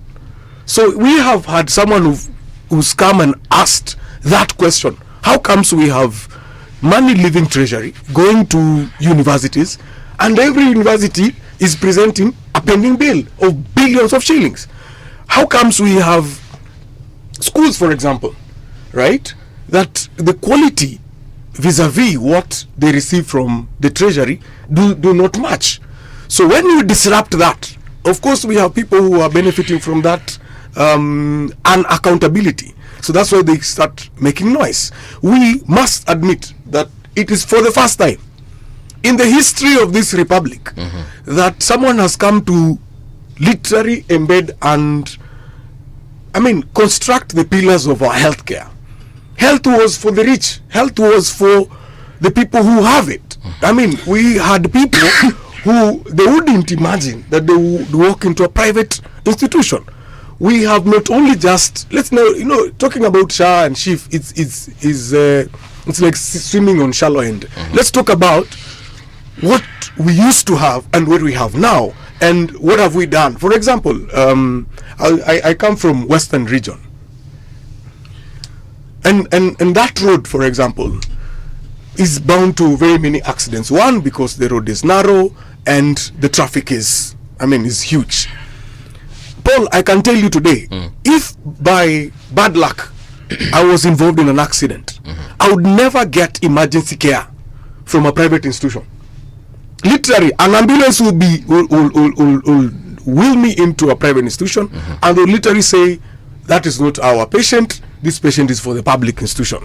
We have come to equalize that. You have, if I start breaking down the healthcare, we will not finish this. We have enough time. So enough time. Yeah. So the infrastructure. Truth be told, we have very many factors that are affecting our infrastructures right now. Right. One is our obligations. Two is the taxes we collect. We are coming from a situation where we had subsidies and we had these obligations of debts. We had all this put together. They strained the budget. I remember at some point when a former CS Kuria was our CS for public service, he indicated that there's something that is boiling, where you have you have a workforce of 1 million people, right, taking more or less 3/4 of the budget, leaving something very small to counties, very small to development, right? And he pointed out. So to your question, Madam Tricia, what brings this anger? Actually, it's not anger. It's the realization that this is what has been happening over years. Okay. And what now makes people, maybe, if I'll take my brother's word, angry, is because now they expect quick fix. Quick fix in these things that have been hurting us for 20 years, for 30 years. They expect it to happen in overnight. No, but you know, he said that this is the first time that the country is experiencing this level of anger, whereby people are taking to the streets. Yes. In very many counties. Correct. Like what happened last week happened in over 20 counties. Yes. Some news reports were even saying they happened in 31 counties. Correct. So clearly something is just not right. So it's either we have a problem as Kenyans, or we have a problem with the government, or the government has a problem. So if during Kenyatta's time, during Moi's time, we hardly had any people going to the streets. A few activists here and there would disrupt his hotuba zake kwa various stadiums. During Kibaki's time, actually, I saw very few protests, if any at all. During Uhuru's time, the only protests that we saw were the ones that were called by Raila because he was disputing the elections. But people going to the streets because of high cost of living, people going to the streets because of brutality, police brutality, people going to the streets because of what is it called, people being mishandled and so on. They were not there. Yes, bills, exactly. Yes. Those were not there. Why is it that we are seeing them during President Ruto's time? Because President Ruto has decided to open the books. People used to close books. People never used to know there are things that happen. I must say this here and now. Someone was telling us from the last year's finance bill that why is it that Ruto is forcing finance bill on us? Then we were just arguing, and I remember I was in one of your sister stations, and I was like, finance bill has been there. It's just that now it wasn't brought to you. Now there is that realization. There is the opening up. I mean, people are now more smarter. People are now more informed. People are now ready to handle hard truths, which informs the foundation of this institution and our station. So that particular bit is now what people are saying. People are now more angry in Ruto's government than they were in Uhuru's government. These brutalities were there.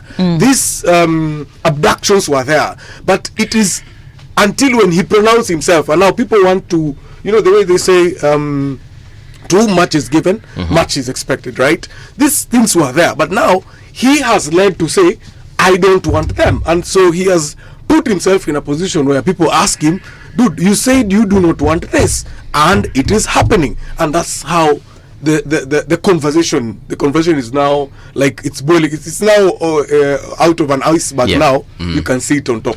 Well, you've talked of something, quick fix. You are saying that Kenyans want a quick fix, and I want to take you back maybe to the budget, the bill.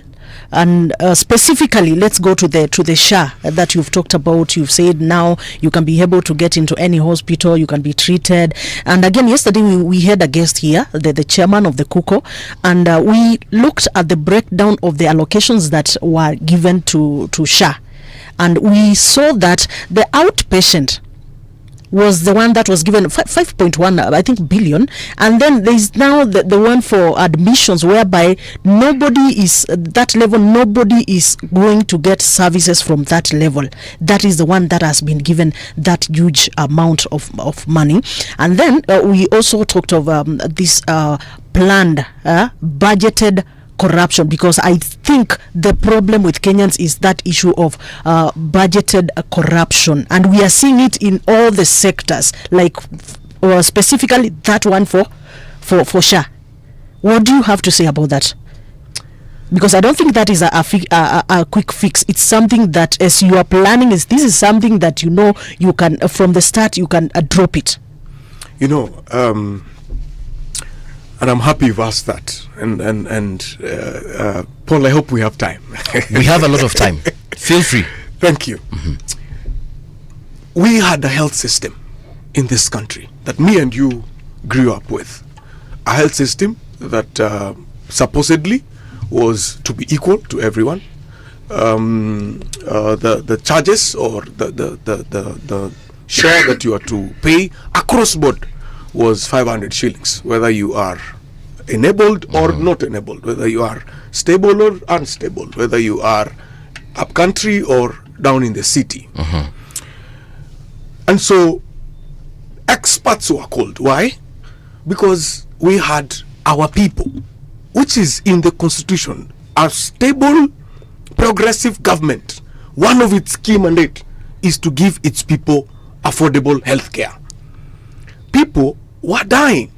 Bro, me and you and even my brother here, at any one time, we were in some fundraisings or some organizations of some medical expense that we were supposed to find a way of footing by ourselves. And we had a healthcare by that time, the National Hospital Insurance Fund, right? Every year in, year out, we had one of the biggest scandals in that particular department, in that particular sector. Here comes President William Ruto. He did promise that he will create or come up with an affordable health scheme, right? So we started from getting consultants, getting doctors, getting experts, advice, so that we dismantle this thing that people did not want it dismantled, right? People did not want to hear anything about, do not touch. Even right now, we have people who are still suffering from that iota of why did they touch on NHIF? Because it was a loophole. Why? My friend, it was manual. It was manual. You'd walk into a clinic or a health center, and they'll first tell you, enda nunua kitabu. Enda nunua kitabu kidogo ukate katikati. You remember that kitabu business? Yep. Yeah. We didn't have a data. We didn't have a data of Paul. If, God forbid, if Paul was to be unwell today, we would not trace back. The traceability of the patient was zero, right?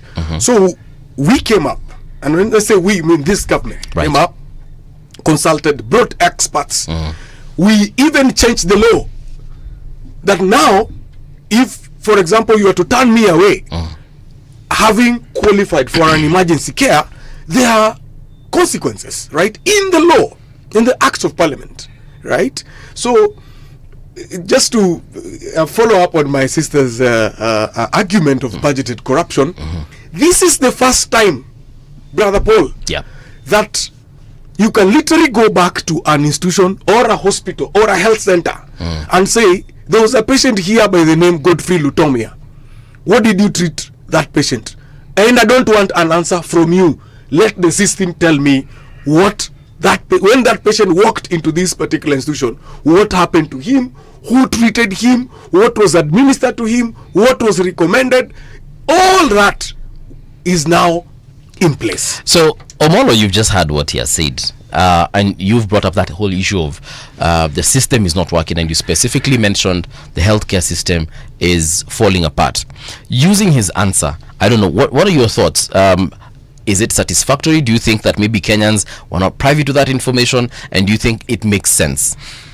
My brother Paula, in philosophy you say you don't change a working system or a working dynamic. I mean, if I'm a football coach today, doing a 4-3-3 or a 4-2-3-1, and it's doing it to a maxima, I mean, I got no reason to change that. I was there when Uhuru was president. I was there when Kibaki was president. I mean, NHF was not the grandeur that was promised, but then it was working perfectly fair and underlined fair. Today we have SHA. We have a very big problem with its implementation. We have a very big problem with its policing, and we have a very big problem with its workability. Same to education. I was at the University of Nairobi at some point. So you find universities are really run down currently. The University of Nairobi previously, in previous seasons, used to be ranked number 7 in Africa. Yeah. You see, but right now we've gotten number 7 in Africa and into the hundreds globally. But right now we've run out of Top 10. not top 10, 1,000 premier institution globally.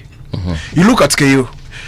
Kenyatta University even had its power disconnected for a very long time. It took civil disobedience from the students to restore power over just pending bills. You look at the new university funding model. Nothing is working with our universities. Firsthand, I've had the experience. Nothing is working with our universities. That has a sum total of making us churn out half-bred or even ill-equipped students. Because even the personnel, the academic personnel are disoriented and even disenfranchised with what's happening. They lack the motivation to even go to class and even properly fill their endeavors. Okay. Yeah. Lutomia, and I'll go back to the same thing that Patricia asked you. Yesterday we sat here with the chairman of the clinical officers, Peterson, Washira. And what Washira told us was very simple, that these 9% of the patients that they receive are the ones that will proceed, if need be, to surgery. So that means inpatient. Correct. That means they'll spend time in hospital.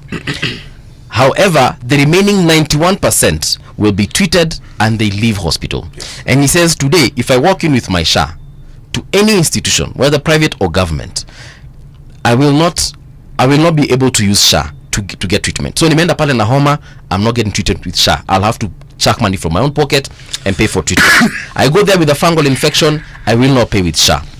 However, the only time SHA will come in is if the hospital says, move, you can't go home, you need to be admitted, you need to have surgery. All right? Then that 9% has been allocated over 100 billion. I think he mentioned 133 billion by SHA. The 9%. The 9% of patients. The remaining 91%, wamepatiwa, I think he mentioned something to do with 5 billion. I could be wrong on those figures, but he mentioned something of the sort. 5 billion, yes. So why would you allocate 5 billion to outpatient, yet they form 91% of hospital cases, as opposed to giving 133 billion to inpatients who will hardly even get to spend that money? Because maybe you just need to stay overnight for an observation. Chances are you might not even need that surgery. You get.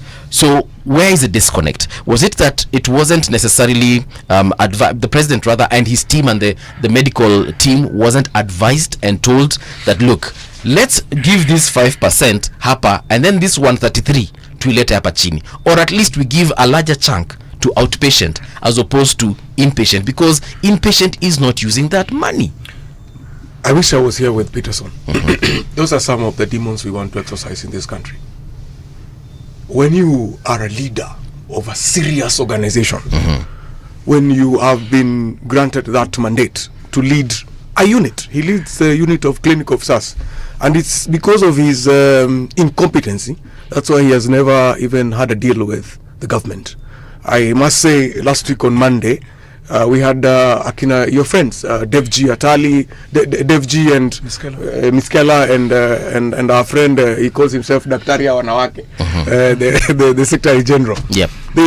Because of their progressiveness and wanting this thing to work, for the first time, and this one, movie mukusikia kila mara ukisema mgema muwe akimpatie yakimpatie boss. For the first time, the government has put 6,000 doctors on permanent and pensionable.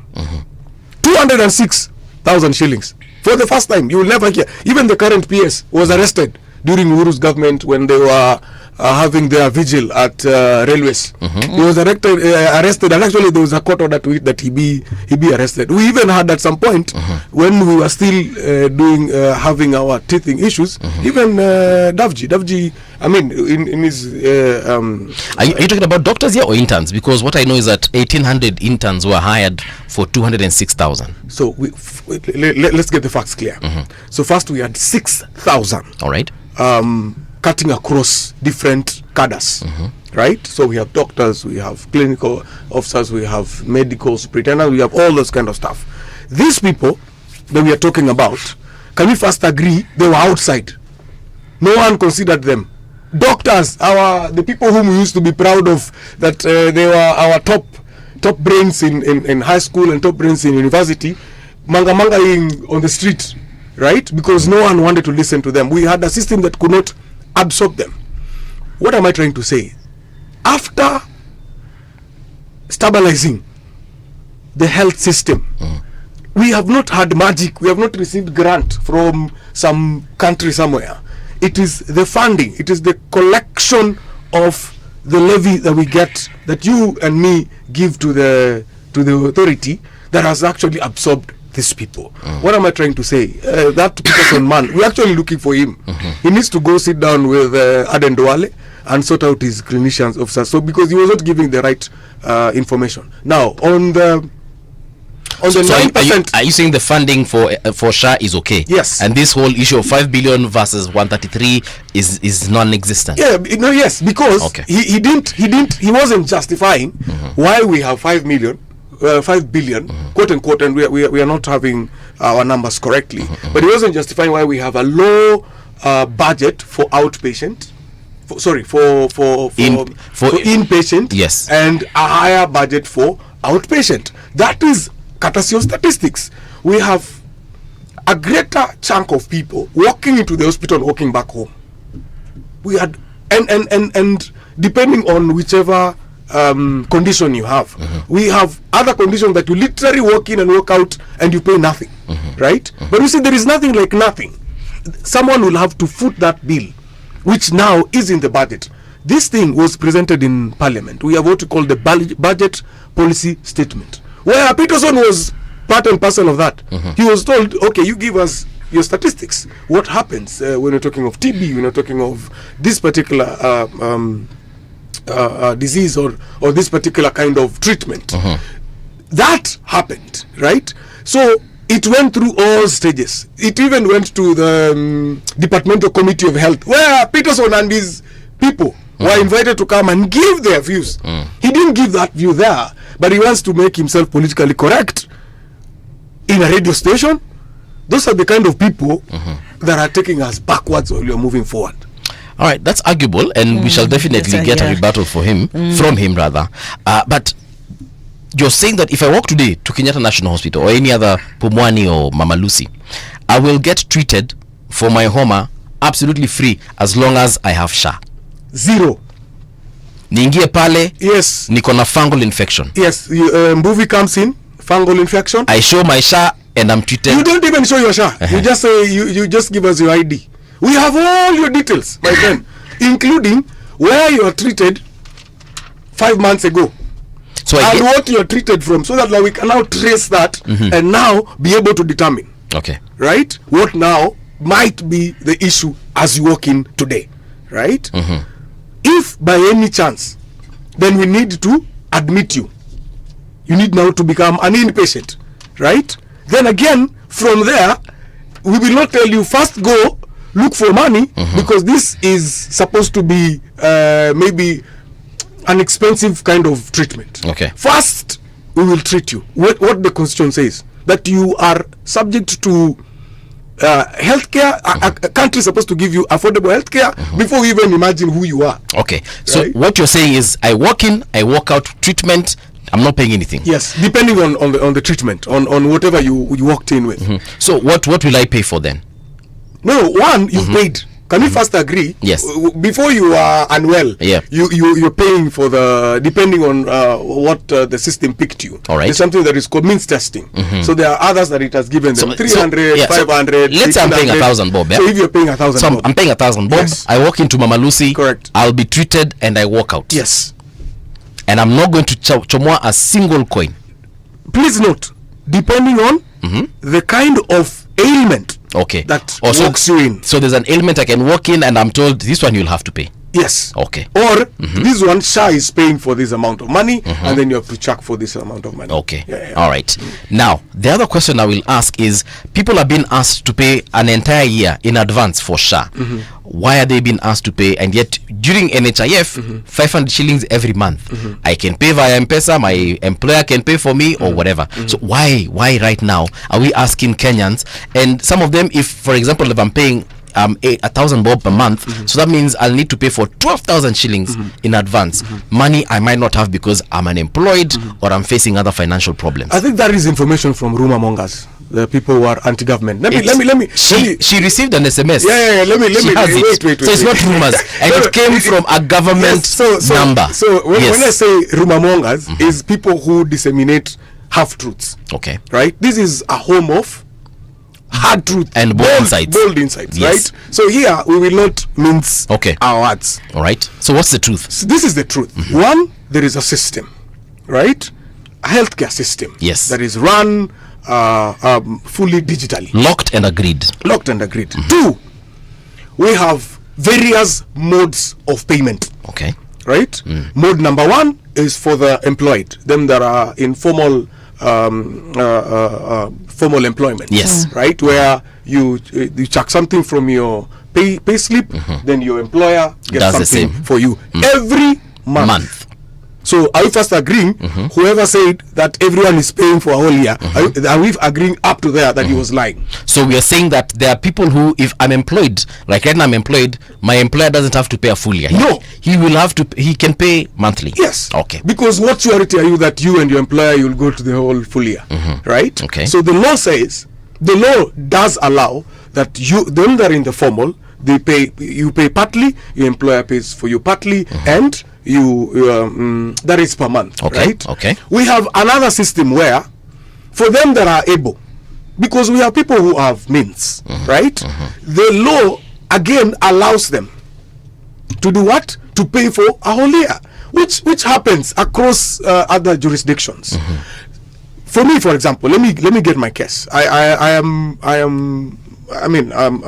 find it a privilege. I'm taking care of my parents. And I paid their means testing for a whole year because I am in a position to, right? The means testing came at 1,800 shillings. All right. Right? So for both of them or for individual? You see now, the card has my dad and my mom. Okay. Right? So 1,800 a month. So 1,800 a month. So I did so that I don't forget, or I don't get held up with my accounts thing. So I just did 1,800 times 12 and I paid. And that one reflects in the system, right? The law has also now allowed that even if you are not in a position to pay per year, annually, even if you're not formally employed the way Mbuvi and Tricia are, the law does allow you to even pay per day. Okay. And it has even given options. You can pay through your Fuliza, you can pay through your Hustler Fund, you can pay through any other medium of payment, as long as you are compliant up to standard or up to the match that they want you to pay per month. Okay. So that is now what has been opened up. So whoever said that people are being forced to pay per year, actually is I can confirm is a rumor monger. We had a case. Are you saying we had a case, and I think we tried it here. We tried it here. Okay. Mtu anabonyeza what? Tubonyeze na wewe. This is a home of bold insights and not truth. Tubonyeze. Star 147 hash.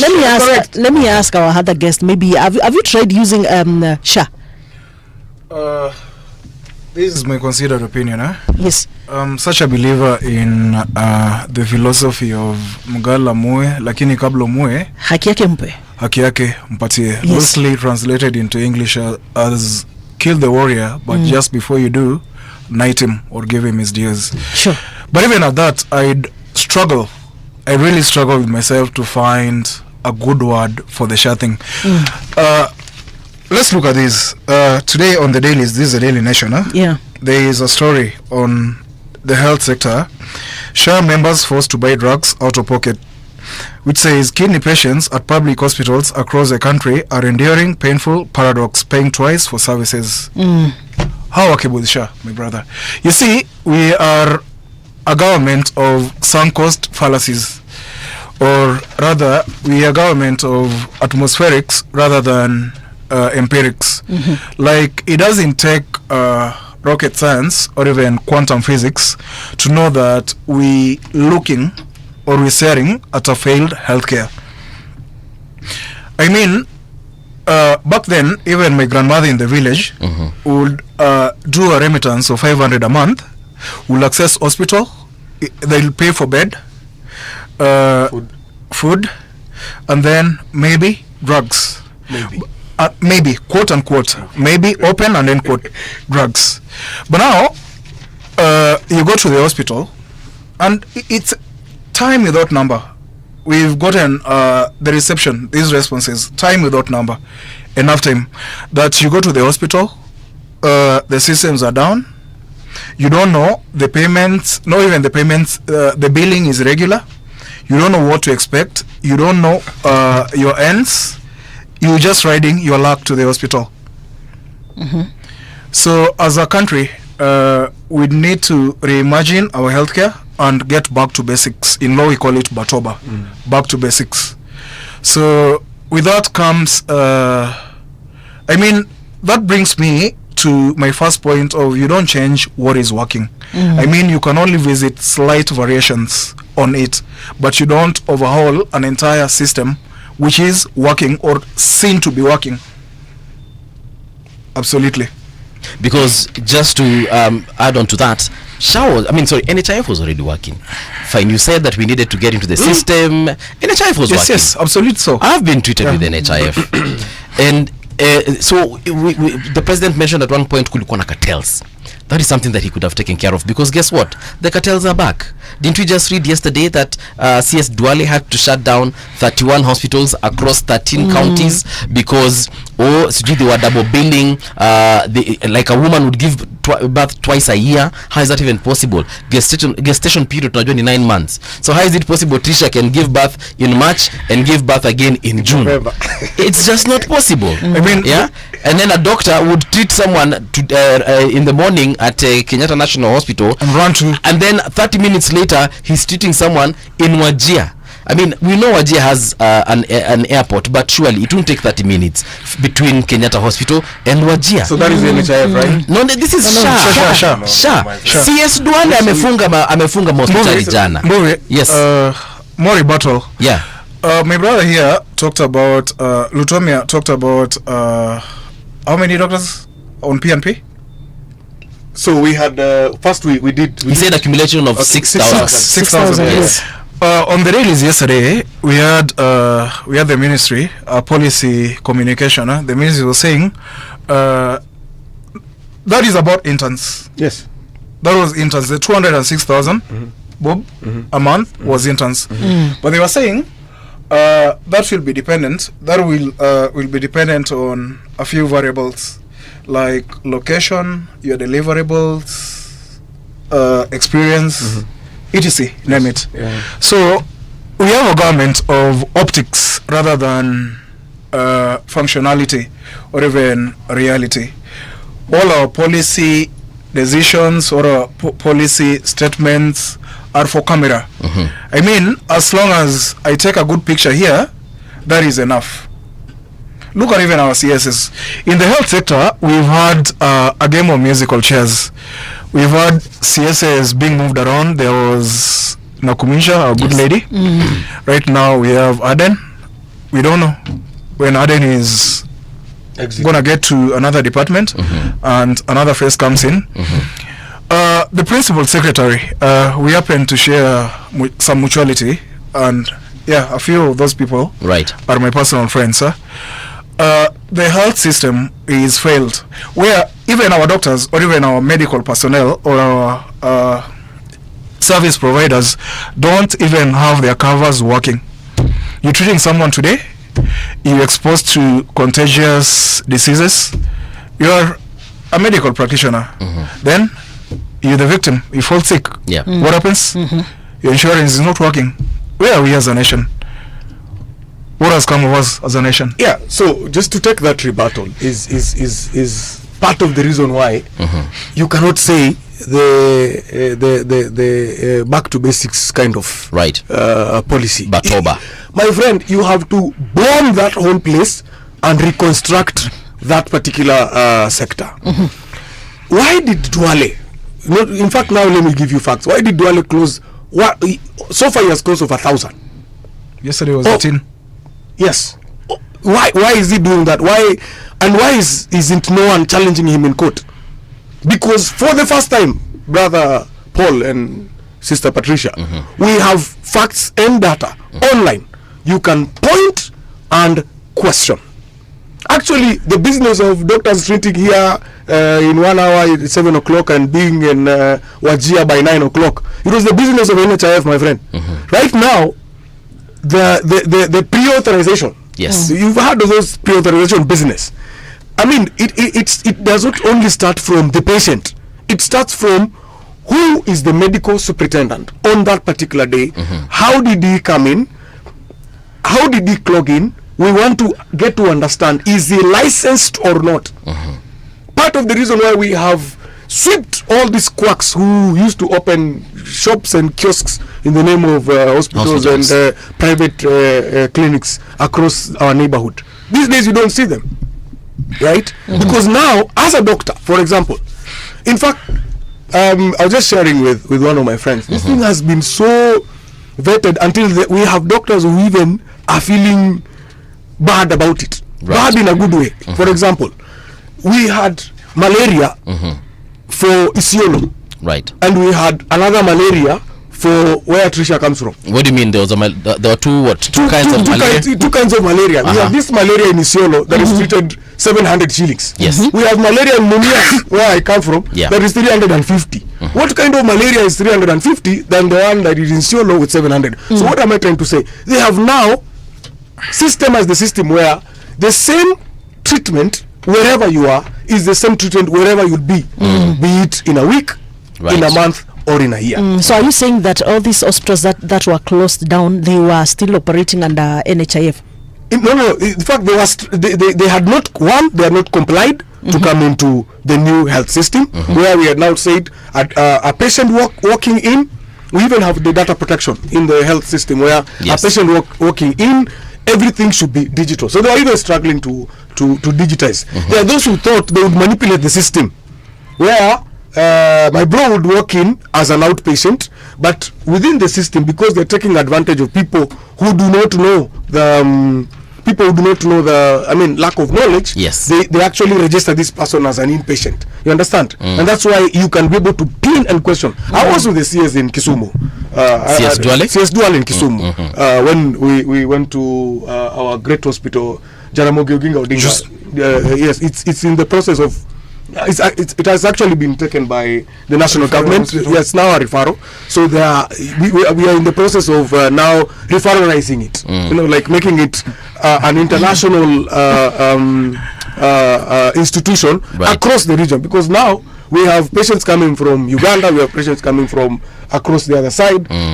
South Sudan coming to that particular hospital. So even the system, because where the problem is, you say when people come in, they need to put their ID. What happens to a Ugandan?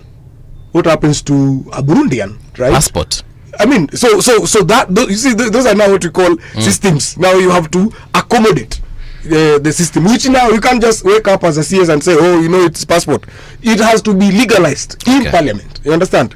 But also you have to literally go on the ground and see what is happening. And then now people are saying, so will a Kenyan be treated the same as a Ugandan or as a Burundian or as a foreigner? I mean, you're treating the disease. You're not treating a foreigner or a Kenyan. Yeah, but you see now it happens across jurisdictions that a local is always given rebates than a foreigner, right? But let me address something that you are saying. How have we been able to manage cartels? How? One, because they're still there. No, my friend, they're still there. Whenever they try, we are on their radar. Mbaya sana. They try like this. The system is there, and we don't need you.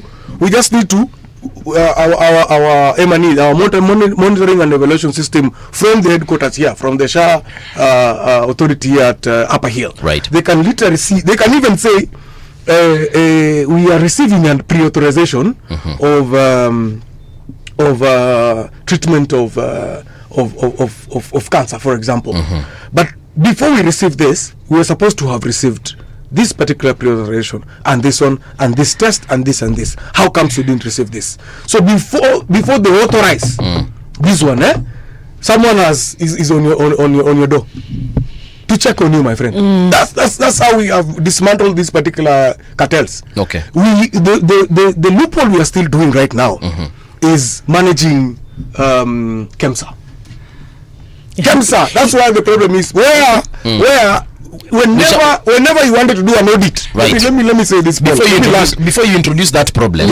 I'd like because Patricia has something to ask Mr. Omolo here, so we can move from problem to problem, not mix all of them, because we're still not yet touched on the matters of education and the university funding model and so on and so forth. Well, I just wanted Mr. Omolo to say something because he seemed to have a point. Like you wanted to. Thank you, Pot. A quick one.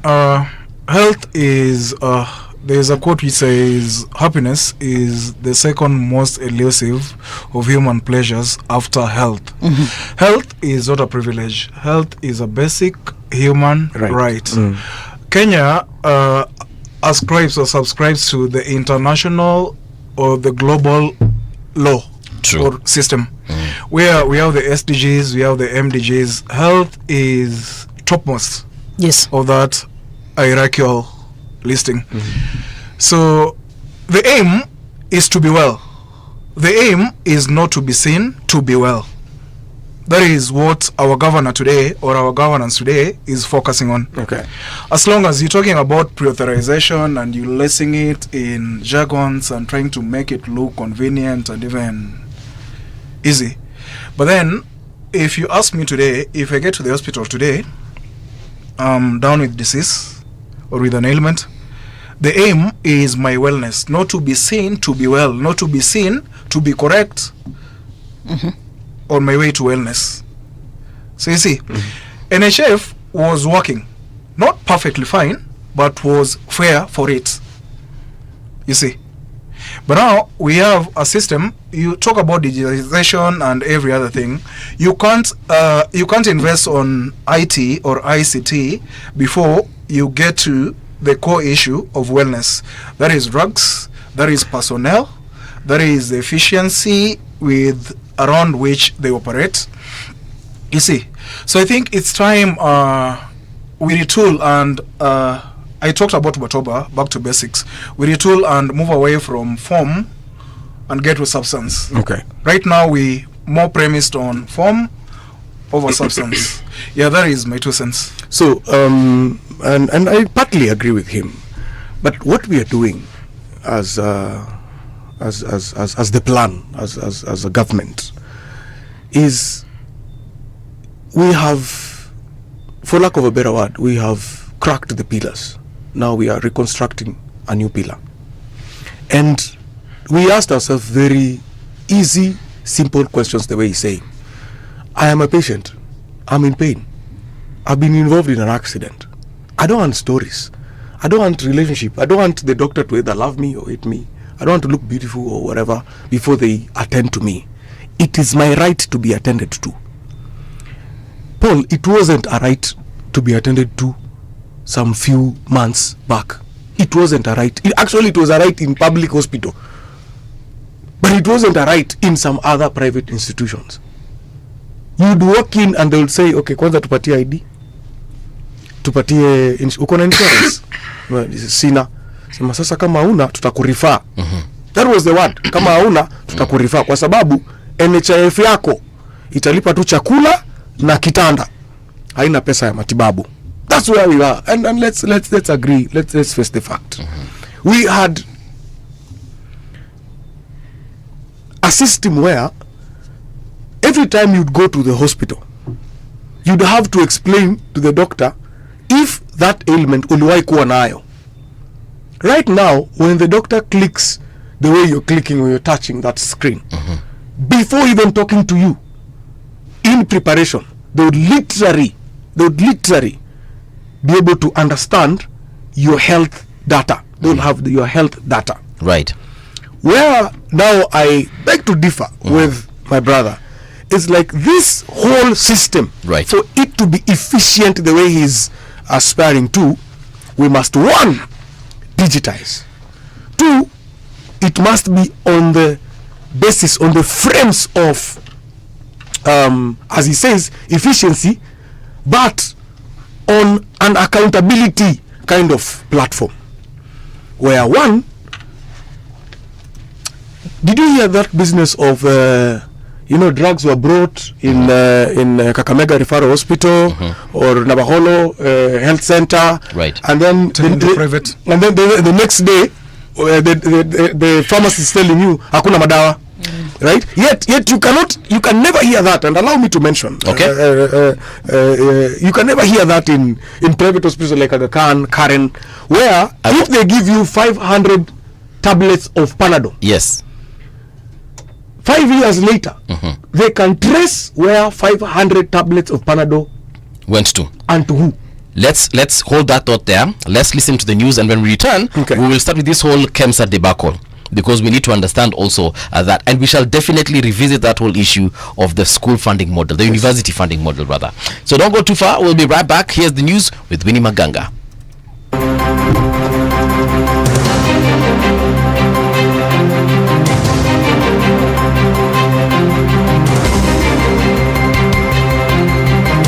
This is the Radio Generation News. Good morning, I'm Winnie Maganga.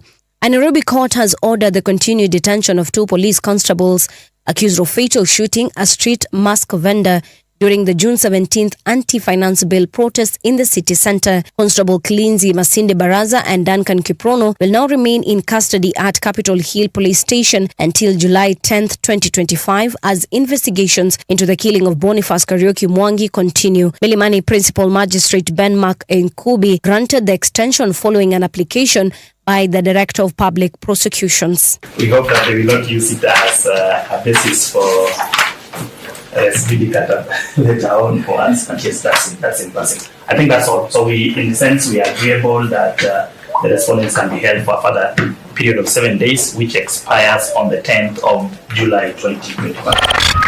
Deputy President Kithure Kindiki says the nation's security and stability will be guarded by all means possible for faster development and prosperity. Kindiki said the development can only be advanced in a peaceful and stable environment. Speaking on Thursday when he presided over Taveta Economic Empowerment Engagement at Sato Grounds in Taveta Town, the DP said national security is critical. Without it, we would not develop the nation. He also called out the opposition for engaging on what he termed as divisive politics.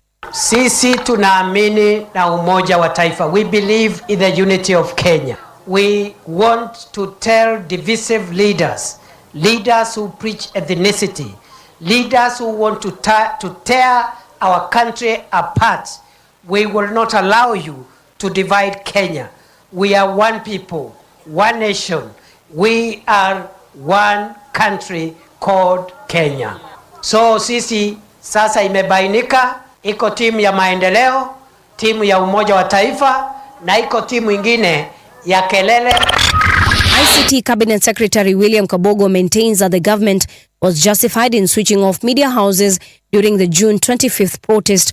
Kabogo says the move was meant to protect children from the violence that was being broadcast live on mainstream television stations. This comes a week after the government pulled the plug on all media houses in the country over coverage of the demos. He added that the protests, which were largely peaceful, spiraled out of control towards Wednesday afternoon, forcing the Communications Authority to step in. Generally, the main reason of switching on was within the parameters of the watershed period.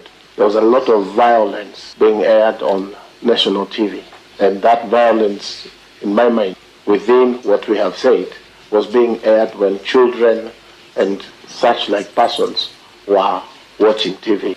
So you realize that it went on for a while. As long as it was peaceful, it was happening. A United Nations expert has called on dozens of multinational companies to stop doing business with Israel. Francesca Albanese warns the firms that they risk being complicit in war crimes in Gaza and occupied West Bank.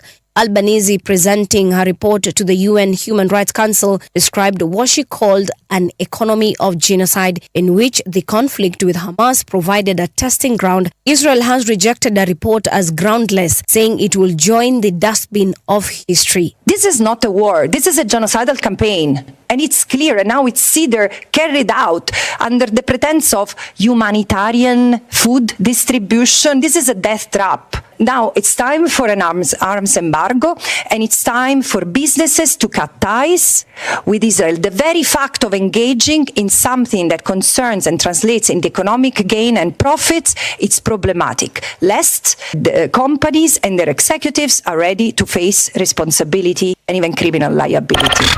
Diogo Jota was on his way to take a ferry and return to Liverpool for pre-season training when he died in a car accident, BBC Sport has been told. The Portugal forward, who was 28, had undergone minor surgery, so doctors had advised him against flying. As a result, he was planning to return to Liverpool for the start of the preseason, due to begin on Monday by boat. This is understood to mean he was traveling by car from Porto to take a ferry from Santander in northern Spain. Jota and his brother Andres Silva crashed in the Spanish province of Zamora and died. And that's the truth on Radio Generation. Good morning, I'm Winnie Odanga. Yes, indeed, that was the news with Willie Maganga. Thank you so much for sticking with us up until this point. In studio, we do have Lutomia Godfrey. He is a youth advocate, but he says that he's in deep with the government in UDA. He shall be telling us more about that. And of course, we have Mr. Molo in studio as well. With the party is called PLA, or is it PPA? The Progress Plus Alliance. Yes, Progress Plus Alliance, PPA. So thank you so much also for being here with us. The conversation we left earlier on, we were just talking about the fact that the systems that we have in place, and you are the one who started that conversation, that we're having issues with the systems, and we are unhappy as a country about some of these things, and we're wondering why some of those systems had to be brought back on board, or rather had to be changed, and yet they were just working fine. I want you to finish your point that you had in regards to medicine and what was happening in Kakamega a few days ago, so that we can jump back into the conversation around the university funding model. Yeah, so you were saying something happened in Kakamega. Medicine was brought. What happened? Yes, and not only just Kakamega, but very many other hospitals. We had even the latest street episode of Governor Kangata arresting his own officers, stealing medicine from a particular dispensary to another private health center. So, having demolished this cartel house called NHIF, and now with the new system digitized, the next place that you guys need to now put your ear guards, because we are about to bomb, is KEMSA. All right. We are in the process. We're actually assembling our arsenals. We are about to bomb KEMSA and now remodel, re-engineer KEMSA in a way that you, me, and Tricia and my brother here, the whole party, can walk in, and we will not even need human interference to explain to us what is happening there. This is an institution where anytime there was to be an audit, there were fires. Madam Charity Ngilu, former governor and former CS, was known for that. Every time the Auditor General or the Controller of Budgets would want to go to that place, the night before they land there, KEMSA stores on fire, and so we can't audit, we can't do these things. Latest we've had is that we had what we call the COVID millionaires. Yeah, we had the COVID supply that were brought into KEMSA, and from then to now they've actually expired. We have drugs that have expired, yet we have our hospitals, the way this gentleman from one of the Progressive Party says, that I mean, I walk into a hospital and I'm told I go and buy drug. Yet we are now looking for money to destroy drugs worth billions of shillings. Why is that?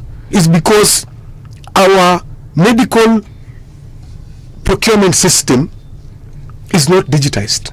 They assume what Kakamega wants. They assume what Samburu wants.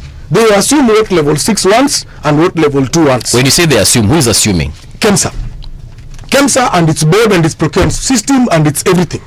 There is no that interlinking to know. Like, for example, we've always been told TB prevalence is sometimes in particular regions. For example, where we come from, Nyanza, Western, you realize we are more of TB. We have chikungunya. Is it chikungunya or chikungunya? The coast. It's somewhere at the coast, right? So yes, we have something in Samburu, a skin disease along this line of Samburu, Baragoi, going all the way up to Isiolo on that side. So what am I trying to say?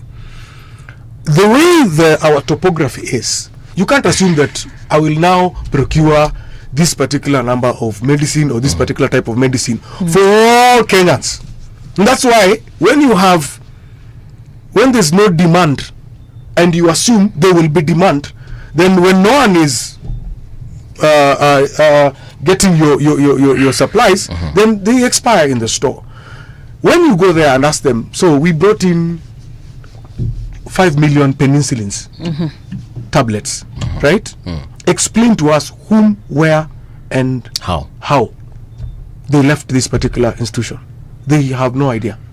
They said, oh, we gave 5 boxes, there was a lorry here, and us is just to pack and go because there was a demand, and actually Nairobi County owes us 287 million. When the Auditor General asks Governor Sakaja, what are you paying 287 for?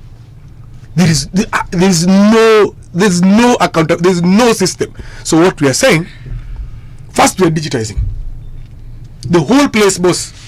And if 500 tablets leave KEMSA and they go to Kakamega General Hospital or Nabaholo Health Center, deep in Kakamega County, we will know. And we will know who dispatched, what was dispatched, what was the batch number of what was dispatched, what was the expiry date of what was dispatched, which is the driver that drove the package from KEMSA to this particular, who received, which team did the evaluation team that confirmed that what had left KEMSA is what has come here, who arranged in the shelves. Yeah. When they were leaving the shelves, don't tell us that I gave to this patient called Trisha and this patient called Mbowi. I want the system to tell me that if I do traceability of a particular medicine, then I can land to that patient called Godfrey from KEMSA. Okay. That we don't have now. Yeah. Omolo, he says that KEMSA has an issue. Does it fall in between the systems issues you were talking about? I mean, my brother Mbuvi, I'll give the analogy of sports. I mean, my brother here has been talking about planning. You see, you can't plan forever. You can't plan unto eternity. If I'm a professional today, I can't be training forever. I need to be up for competitions and I need to be up for medals. You get? Look at KEMSA. The Public Procurement Act is very clear that procurement is on need-be basis. Yes. So you can't talk about KEMSA, you can't blanketly condemn KEMSA for procuring drugs which are not built or tailored for specific needs. So I really think there is a problem if that is the case. There's a big problem if that is the case. But I think KEMSA is run by professionals. KEMSA is run by technocrats. KEMSA has people drawing its policy decisions who are experts. So I really don't think it comes to that, if you'd ask me. Okay. So we won't need to plan forever. I mean, we had elections in August 2022. Right. Today, we are in July 2025. 2025. I mean 3 years. Legally, it depends on your interpretation of the constitution. Legally, if you ask me, legally, we'd need to have our elections next year. That means we got less than 12 months to run down this government's mandate. Okay. So we can't be planning into our final year. I mean, it's time, something has to give. Okay. I mean, I'm sure someone else will interpret that whole election issue differently. But nonetheless, you had an issue, or rather he raised another issue, sorry, which is about the university funding. And the question here we're asking is, are we heading in the right direction? Are we on the right track as a country? And we had help. I'm a beneficiary of Higher Education Loans Board and the funding model that was there during that particular time. When I was in the university, hakukwanga na shida yote. You apply, you get your loan, unasoma, tumemaliza, malon tunalipa. Why did we have to introduce anything else? What was the problem with the initial one that saw a need to introduce a new one? Because it was digital. You would literally go online, apply, unangojea shule yako ipate pesa yako, university yako ipate pesa. Why did we need to change it? What was the issue? I'll still go back to my analogy of maybe because I've been raised by military parents. So I'm used to bombing. I'm used to bombing. Yes, I too am a beneficiary of help. Tunalipa pole pole. But that was not the issue. The issue is the question we're asking ourselves. That as much as Paul, Godfrey, Trisha and our bro here is getting help the way they used to get, how comes universities are shutting down? You tell me. And why are they shutting down specifically now that the president of Kenya is William Ruto? They didn't shut down during Uhuru's or Moi or Kibaki. Yes. But they are shutting down during President Ruto's time. They did not shut down because they kept on accumulating pending bills, hoping that someone one day, one time will come to pay without question. So this time around, we have a president, we have a government that says, okay, this is University of Nairobi, okay, you guys have a pending bill of 10 billion. How did you get to 10 billion? Yet we used to give you money for capitation. We used to give you money for the recurrent, right? How comes, how did you get to a point where you have 10 billion? That's the question. That is now what is rambling down there. People don't want you to ask that. Still, and let's be honest, bro, all of us who qualify to go to university, for the privileged us who managed to go and got help directly, we had a chunk that never joined us, that had qualified. Let's agree. We had a chunk that had qualified, but one, they were never shortlisted in the current coups. Yet we had ours. The current the one that lists the universities.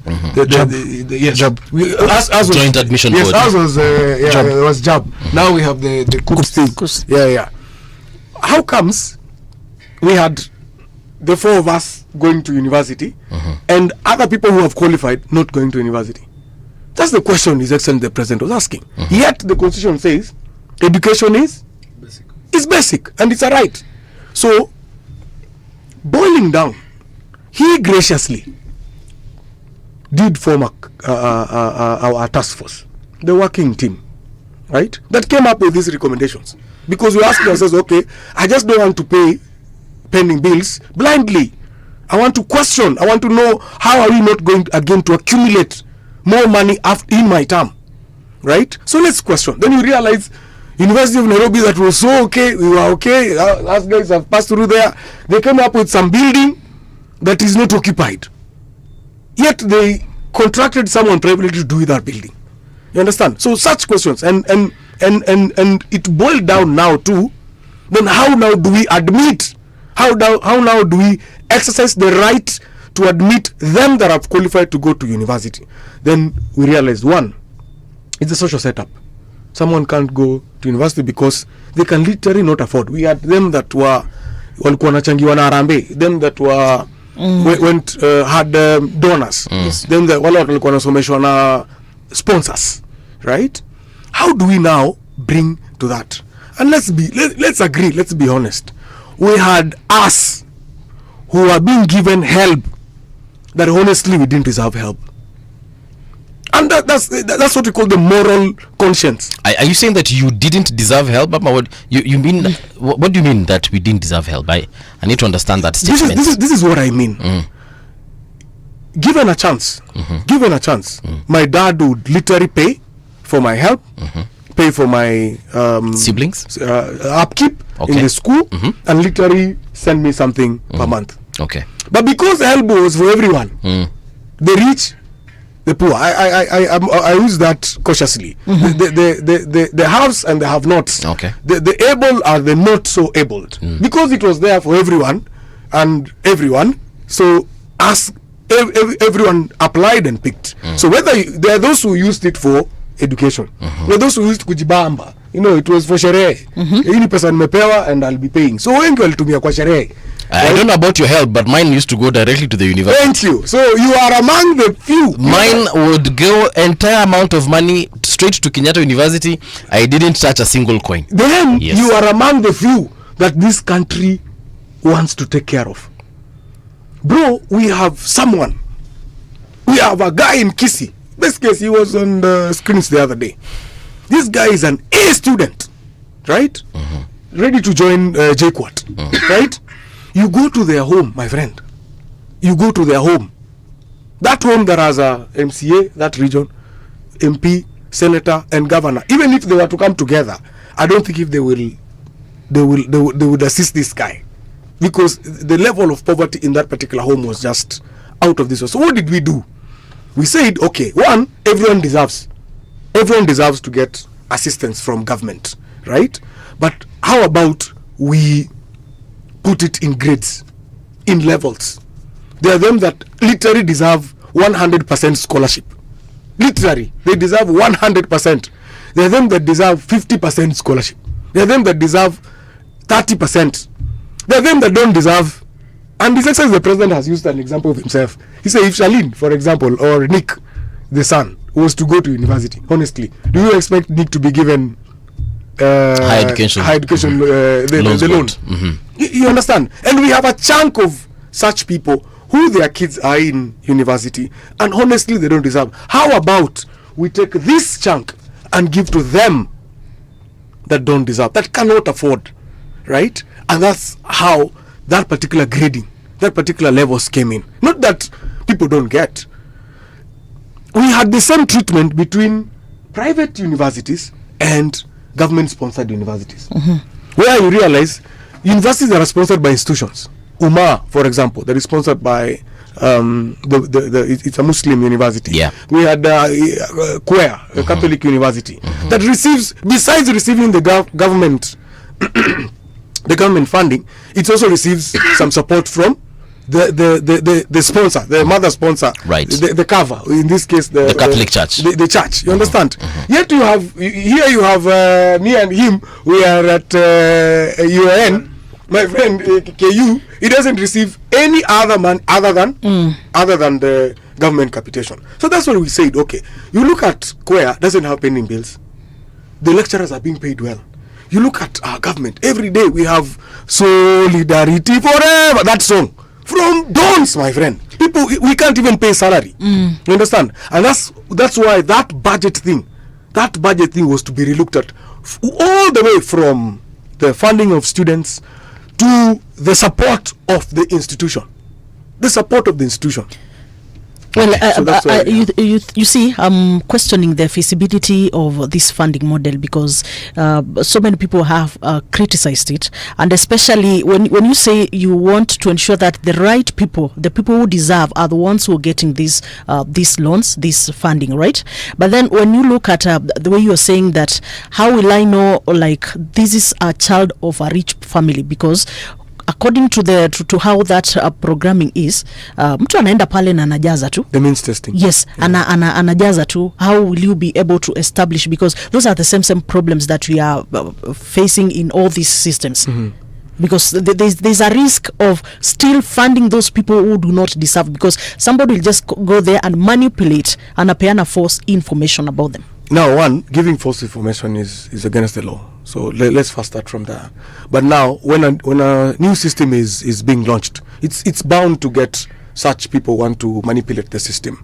But over a period of time, like for example, when we started it last year, it had a lot of issues. We even did not have a review where one would even approach the council or the board and say, hey, you did put me in a wrong band. Kindly, this is the band that I deserve, and here is the proof that I deserve to be in this band. So we kept on improving the system until now, and I'm sure you guys, all of you are witness that it's now been seamless.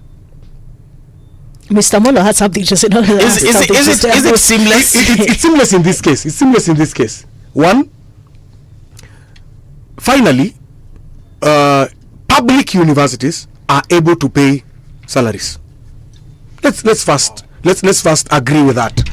Other than where we have audit issues, we have one institution, right, no university, where it has audit issues, where they say that they have 4 years of salary arrears. 4 years, my friend. How are people surviving that particular? I'd like to hear from Mr. Molo first, because I have a question in regards to the same. But okay. Yes, Omolo, go ahead. Now, Mbuvi, I've heard my brother here talk about the new funding model for the universities. Now, I'm a beneficiary of help. Not really free primary education. Okay. Because I come from a middle class family. Yes. My father was a P&P. He was able to pay a few rates here and there. Yeah, and my old woman, rest in peace, used to work so hard to get things going for us. So when Kibaki came to power, there was free primary education. And when you're planning, you plan midterm, you plan short term, midterm, long term, and long term. Yeah. So we had the midterm. We had the midterm look of, at some point, all these students churned from free primary education will amount to adulthood. Yes. Then go to universities. Correct. So that was a sum total of putting a strain on enrollment. With over-enrollment comes a strain on facilities and operational costs.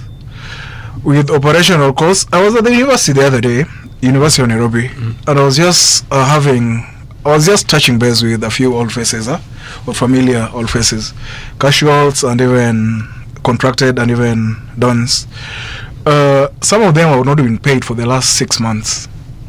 Now you see, you'd find such a don or such a lecturer leaving the University of Nairobi, jumps over cross street to Kemu. The next time you find them, MKU, Wamenda Thika, Wamenda Happy. Because, I mean, we have recurrent expenditures. You have to fill your rent, you have to care about your meals, you have to educate your dependents, you have to access healthcare if you're sick, and other recurrent or basic needs. So tell me, how do you go for 4 months or even 6 months without having a margin on which you can operate on? This is a twin voice of the president. That's exactly what the president was asking. How in the world would you not pay a don after having delivered a monthly service? That is the exact question the president and the Minister of Education was asking. And it is for that reason that now we noticed what he's saying. We noticed there was a lack of projections, financial planning. No one projected that the kids who are coming from free primary education, who were partly a beneficiary of free secondary education, where we had the government capitation coming in so huge in former president's regime, would at this point be now expected to join the university. So that lack of planning, you realize now it strained even the budgets. And you notice that's why if you check with the current CS, we have now what is doing what we call zero budgeting, where we don't Julius Ogamba. Treasury CS Mbadi. He's saying I will not assume that because last year you used 600, and these are the Kenyan National Bureau of Statistics projections, I'll top you 620. This time is like we are starting from zero. Right, wipe your floor. So let's start arranging this house. So what's the wage bill for projected 2024-2025? What are the projected development infrastructure projects that you want to get into? Do we allow them or we not? Because now it was free fall. Okay. Yeah. Omolo, you clearly have something to say about that. I mean, if you ask me, there should have been a simulation about this new funding for the universities. I mean, what do you mean by simulation? This new funding model should have been a mere tested? Tested? A trial. Yeah, just a trial. Okay. If you ask me, the previous system was working just fine. I mean, I used to get some 35,000. The highest would get 60,000 because my old man could pay my rates at that point. But here today, what criteria or how do they know I fall into this band? When I fill my forms, I do an under declaration or an over declaration. Okay. So how do you even know where I fall into? How do you even know I'm supposed to get 55,000? I'm supposed to get 30,000? I'm supposed to get 40? I mean, this should have been just a mere simulation. And it's been contested in court enough times. Yes. That means there is a serious issue with its very functionality and its very very conception. I have a problem with those people who run to court instead of running to come and assist us. You know, there's something you said. A system needs to be tested, right? Which means at one given time, someone needs to initiate the platform, the process of testing, right? Even and allow me to say, I am grateful to His Excellency former President Uhuru Kenyatta. Even the health system that we are talking about, at some point, he was so cautious that we tested in 4 regions. You remember? It was in Nyeri, Kisumu, Isiolo. Universal healthcare. Yes. Yes. Huh? It was tested in 4 regions: Kisumu, Nyeri, Isiolo, and somewhere in Kitui. Machakos County. Machakos. Yeah, it was tested somewhere. So he is right. Every system needs to be tested. But what do you do after testing? You either implement or you scrap it. Or you scrap it, right? Yeah. And what happens when you don't have an option of scrapping it because it's a right? What do you mean? You have to implement. You just revert back to the previous one. No, you don't revert. You go back to basics. Yeah. No. I have a problem. I remember when Kenyans rejected the finance bill of last year. We went back to basics. We just went back to the finance bill of the previous year. 2023. Yeah. So kama hii ingine mpya ya HELB ifanyi kazi, we go back to HELB. We maintain HELB. There is no what we don't have an option because something was there before. Yes. But in this case, when it comes to education, when it comes to healthcare, what is there before is literally not working. It's an option where you can't revert. You either move forward and join the global village. Moi left it. Uhuru Kibaki left it. Yeah, of course. And then we have Uhuru didn't touch it. So try to touch it. Yeah. So and they realize it's so hot. Why does the current president feel the need to shift things up around? Someone has got to do it. And you see, we are not saying that we are against, or rather Kenyans are against development, or we are against improvement. But what if the improvement is not improvement? It is actually just making things worse. For example, for a very long time, during that transition period now, when people are told, oh, we're moving from this funding model to this other one, people are like, Allah, so now what happens? How many people lost their lives when NHIF was transitioning to SHA? How many university students had to, defer, and probably even drop out because now held by Kulipi? Some of them probably got into crime, God forbid, and so on and so forth. By the time we are deciding to do something as a country, as a government, or as whatever entity we choose to be, why is it that in this particular regime things are just becoming difficult and bad? For instance, during Kibaki's time, when he introduced free primary education, I remember, I think it just took like a day, and he just said watoto wote on Monday report to school. Any problem, ask me. You know, and he said, forget about uniforms, go with your home clothes, go naked if you have to, but go to school. Shule mkuwa na shida yote niulizeni mimi. People didn't get confused that also now do we go to school? Instructed the chiefs. Yeah, do we go to school, do we not go to school? I remember even when we had 100% transition from primary to university to secondary, ilisemekana shule zifunguliwe, wanafunzi waingie shule. Maswali baadaye, kesi baadaye. But in this case, kesi sahi ni kesi sahi. Mtu anaenda hospitali anafika anaambiwa your SHA is not working, or your NHIF won't, first of all, you don't have to wait. People on dialysis are being told you have to wait. And even with this particular model we were just talking about in regards to SHA and the fact that you have to pay a year in advance, we had a story, I wish I could retrieve it. We had a story of a patient who got to hospital, a woman who goes for dialysis 3 times a week, got to the hospital and she was told, my friend, the only way we are going to hook you up to this machine today is if you pay 12,000 shillings. Huyu mtu atatoa 12k wapi? Leo damu yake ni chafu, asiposafishwa leo huyo mwanamke by Joni atakufa. What happens in such a case? Actually, why don't we say fine, you need to pay a year in advance, but for today we are giving you up to between today and August, pay, but today go to hospital, get treated. Why is it that unafika hospital, even the hospital is like, what do we do? Because you're supposed to go to the university is like, we can't register you because you've just not paid, because help has not checked in. So what happens? Those are the problems I think Kenyans are having issues with. We have nothing with, we want change. Of course we want better systems. We want to be able, I want to be able to be a beneficiary, so that if I'm a legit beneficiary, I benefit legitimately. Correct. You see? Yes. That is the issue we are having with this, with the current new systems. Exactly. And actually, I have a feedback here from one listener who is saying that you guys, someone is lying to us. We have been requested to pay a whole year if you register now. This is somebody who tried to register actually for the SHA.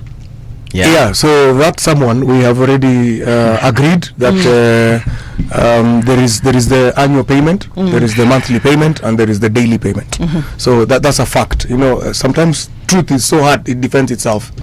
But now the question is, why are you forcing people to pay the whole year, and maybe somebody cannot afford to pay for a whole year? Again, Madam Tricia, we are not forcing. This is the law that has given different kinds of modes of payment. There's that wants to pay for a year, like me, the way I paid for my parents. There's that wants to pay for a month.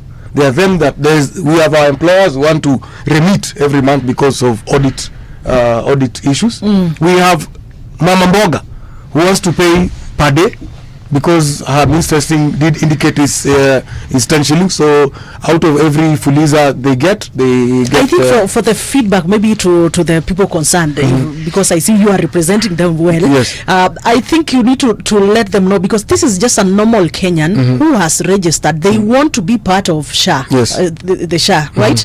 But then now the system itself has placed him to that category of paying annually. Then yet they are interested in paying monthly. Actually, personally, I also did a register for somebody. I wanted the monthly option, but they took us to the yearly option. So you're saying it was unavailable, the monthly option? It is not there. It is not there actually. Yeah. So again, in any new system, we have we need to communicate more. That option where, for example, you dial *147# and you find you've been placed on a yearly payment. It's because and I'm saying this with a lot of humility. You know, before they give you that what you need to pay, it's because you've gone through some means testing. So that sometimes you go through whatever you are filling in for you to get that. The average amount you need to pay, and then it realizes this person is loaded, he can be able to pay for a whole year. The system will pick you like that. The way the system picks him for 35,000 help, and it picks someone else for 60,000. So what are we saying?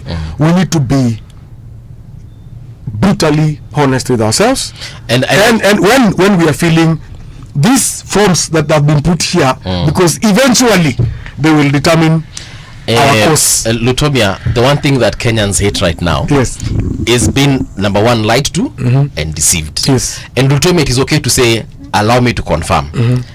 Because if someone is saying that they're registering right now for *147# and they're being the only option that is available there is pay for an entire year.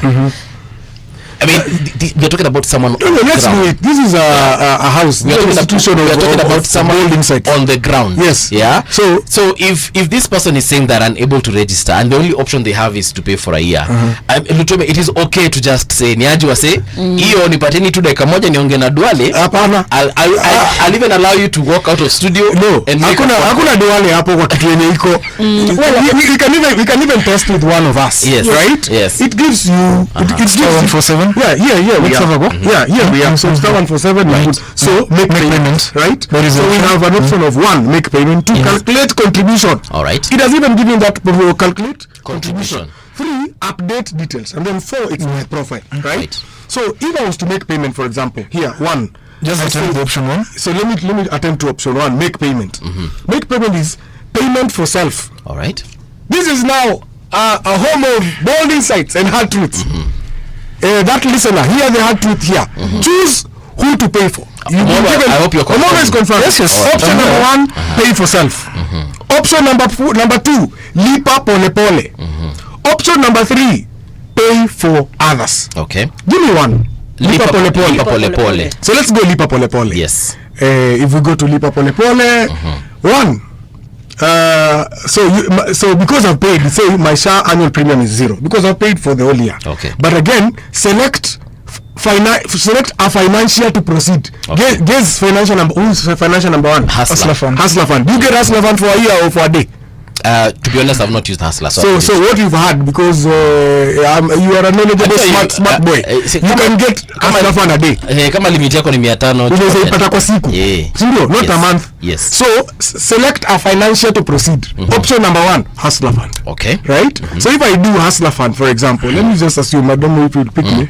To enjoy Lipa na Pole Pole service, please complete your income assessment means testing at afyayangu.go.ke. All right.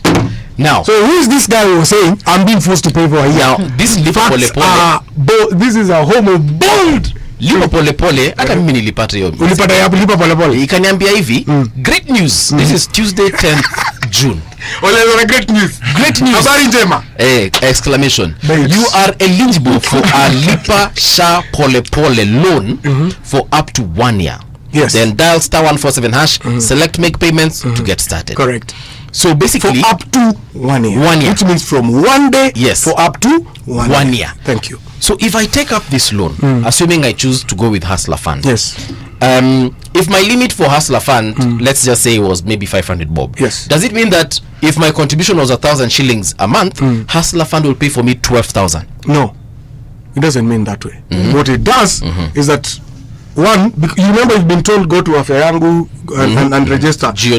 So they want to know what's your limit of Hustler Fund. All right. So once they realize Hustler Fund for the movie is 500 shillings. Yes. Then what they do, they say, okay, it will be 10 shillings from your 500 per day. But you see, I haven't paid because they're telling me I can pay up to a year. Yes, that's what I'm saying. Because you're already eligible. When you go to Hustler Fund, your deduction is coming from Hustler Fund. The option of Lipa Pole Pole, then option 1 of Hustler Fund. Now from Hustler Fund, Sasa, that means for you to qualify for that, it means you are a frequent user of Hustler Fund. For example, Mama Mboga's here. There are people who literally use Hustler Fund every single day. Yes. Now what they do, they say, because you're supposed to get 500 shillings, every time you use Hustler Fund, we'll be giving you 490. Right. Your 10 bob goes to your SHA account. Right. So 10 bob times, let's assume you've used for 20 days. It means you've paid 200 shillings. Right. Right. If you are to take Hustler Fund every day, right, it means your 10 bob is 300. And if your Hustler Fund limit, if your SHA limit is 300, then we've been taking 10 bob from you, making it easier for you So you will walk into hospital, as much as you're still paying, it picks you as having already paid. Okay. You know what? Yes. Even myself, I'm not agreeing. Okay. Yeah, I'm not agreeing. And of course, what I would like is I would like an official of SHA coming over here I can and give you the clearing number, this is and clearing this. You clear this for us because I have tried. She has been looking for you. Yes, look here. Have tried. I've tried it, even the hustler, whatever, and it did not work. And I think I believe. I believe that is the same case. That is the same case people are experiencing out there. And what I would request is maybe SHA, they need to just get into this system, try and see where are Kenyans getting this challenge, because it is there. It is a challenge that is there. Personally, I've faced it. It is a challenge that is there. So I think the authority, they just need to check into this, because of course we want that system to work because we are already in. We are already there. So ours is that now we want it to work. They just, instead of them defending a system that is not really working as it's expected, then they just work on that. Please note, we are shy 1 year. Yeah. We are shy of 1 year since the introduction of the new system. So I agree with you. Okay. There are bound to be challenges, which we accepted. Challenges of network, challenges of very many things. Can I just read a story here from Kenyans.co.ke. Okay. Kenyans frustrated as SHA scraps monthly payments, demands full year upfront. Yeah, this is on Friday, 13th June 2025 at 6:30 p.m. Yes, there was that rumor. All right. Until we came to bring facts, bold insights. Now, when they hadn't known that there's something you've done introducing us, so it just didn't come to say I am sorry. The way Standard did yesterday. Standard corrected themselves yesterday, so he just didn't come back. He just didn't come back to say I ran with the story without facts. Godfrey, yes, I know you're a career politician. Can we be honest about this situation? Are we saying that I will not be asked to pay a full year, or any other Kenyan who decides to register for SHA today? Let's just get that, like, we put a full stop on it, we move to other issues. Are we saying that I will not be asked to pay an entire year, and I do not have to go through Hustler Fund if I just want to make my normal contributions the way I have been making them? So if my contribution a month is 1,000 bob, I don't need to go through Hustler Fund. I can literally pay my 1,000 bob the way I have been paying it monthly. This being a house of hard truths and bold insights, yes, I want to confirm here and now, yes, that you are not. It's not a must. So history of fulia nijaba. Thank you so much. Right. Okay. And if we get a contrary confirmation, call me from someone in SHA, whether it's Masi Mwangangi, the CEO, or anyone else. Yes, kindly call me. Nataka kutana na huyo mtu. Sawa. Let it not be another Peterson here. Sawa. Okay. Let's move on from this issue of SHA, because we have other issues we need to discuss. Okay. And we also want us to conclude this whole issue of university funding model. Okay. And we just agree that it was working very well, and we decided, because there's that issue you've brought up, that someone else could cheat their way into getting help even though they didn't deserve it, therefore stealing someone who deserved that money, stealing from someone who deserved that money. And that is what now the new model is trying to bring. But I remember when I was applying for help, we had the option of filling in and say whether I'm an orphan, my mom is a teacher, yes, or I'm living, I'm an affluent person, I'm a billionaire, and so on and so forth. We had those options even with help, and I'm talking about mainly apply help 2006, because that's when I joined university. So are we trying to say that this new model is improving on that, or what are we saying? Because that was already working. What is the difference between that time and this time? Because ni kama sielewi. Yes, the new model is actually not only just improving on the previous one, but it's also catering for not only just students, but also the institution objectives and mandate. Because you notice we had a system where it will cater for us students in college, and then it would also just sort out recurrent and you remember at some point we had our own premier University of Nairobi start opening satellite campuses, all right, just to get more revenue. So which means there was no plan for expansion. What he's been saying, there's no plan for how do we keep on funding this institution to be able to admit other people across the globe. So yes, this part of its objective is not only just to improve welfare of the student, but also welfare of the institution itself. Okay. Yeah. All right. Sasa, Patricia, do you have something before we move on to a different subject? No, let's move on to something else. Yeah. Omolo, are you satisfied with the whole systems issue? The university funding model. The whole systems, because we talked about health, we spoke about university funding. I want us to get into maandamano and so on and so forth. So, are you satisfied? Because you're the one who brought up that issue. A quick one on the new university funding model. I mean, you look at a university like Moi University today, which used to be the second most premium university in Kenya. I mean, it's even selling chicken today to offset its bills, its spending bills. I mean, the new university funding model has run into what in law we call a cul-de-sac. There is a dead end. Like, it's dark before you, it's dark behind you. So my honest opinion is that we should revert to what was tried, tested, and fair for working. Yes. Okay. Because now we have increased enrollments. Yeah.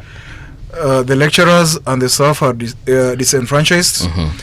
That has the sum total of lowering the quality of the graduates or the professionals we produce as a country. And what better cast or what more cast can visit a nation than being half-baked? So maybe as we go to the top of the hour, let's say something about this Moi University issue. Please. I want to ask this. We grew up having about, was it 6 or 7 premier universities in Kenya. All right. You know, UON, JKUAT, KU, Moi, Kenyatta. Moi and Kenyatta, right? Maseno, yes. You know, why is it that even with the new funding model issues, why is it that all other universities have stabilized and not Moi? University of Nairobi. To be honest, they've not. No, even KU is currently facing issues. You don't even have power. I'm saying that because for Nairobi University, KU, and JKUAT, I mean these other ones. Yes. You can literally trace where the problem is, right? For Moi, it was a conduit for thugs. Explain. And nepotism. There was no administration that was being run like it was being run unprofessionally. I'm just being careful with I'm just being careful with the words because we are in a reputable institution of mass media. Right. But it was being run unprofessionally, where anyone even attempting to pay that kind of nonsense will literally go to jail. Okay. Literally, they'll go to jail. And part of the reason why they were told, now, because you did this against the law, either the institution sorts itself out, right, and the management, but the government and the law does not allow us to sort this nonsense. Okay. Right? Part of the reason why now they are sorting what they used to spend money on, you know, the ngombes, the cuckoos, what he's saying, the farms, and what all those. But there's no problem with selling chicken. No, there's a problem. Our president used to sell chicken. That's how he became a billionaire, right? There's a problem. there's a problem there. There's a problem there. When you now sell chicken and you can't become a president. Now that's where the problem is. when you tell us that you are the biggest milk supplier in that region, right? But you still have debts in your creamery, in your dairy cooperative, right? But when we look at your books, you've spent more on feeds, you've spent more on vaccination, you spend more on buying the best breed in town, right? But your books are zero. That's now where we have a problem, right? You look at KU, for example, you realize the issues are systematic. The pending bills that the government had an obligation to foresee, but they didn't. That's why that pending bill has gotten to a situation where now they have an issue with Kenya Power. They have an issue with management of water. They have and again, the management of water, as much as it's a government agency, it also has the law. You have to collect money. right? So they keep on pushing. These ones are not getting money from treasury, and that's how they resort to doing whatever they do. They black out the whole institution. They do whatever they need to do. All right. I want to single out Moi University. Moi University, by the way, if it was somebody else, they would say kila mtu afunge hii duka aende kwa mama yake. But now, because it's an institution, it has people, it has workers, it has contractual obligations, you know, the WASU and all those kind of stuff. We cannot close this. But it's an institution, nepotism, where people will be picked because of a particular tribe, because they like you, because you're handsome or beautiful. You know, that kind of administration was sick, my friend. And it was let to go for a very long time. But finally, we have one person who is facing it. Moi University is literally in the backyard of our president. He was the MP there for a very long time. He was a cabinet secretary and a minister there, you know, for a very long time, while still being, you know, as an MP there. Why didn't he raise those issues? Because he could have come and said, yo, there's a university in my backyard or in my area that is facing these kinds of issues, like you're mentioning nepotism, tribalism, and corruption, and so many other things that you've mentioned there. I think to some extent he should take responsibility of sorts for some of the problems that are plaguing Moi University. Omolo, I don't know, you want to add something to that? Let me find divergence with my brother here.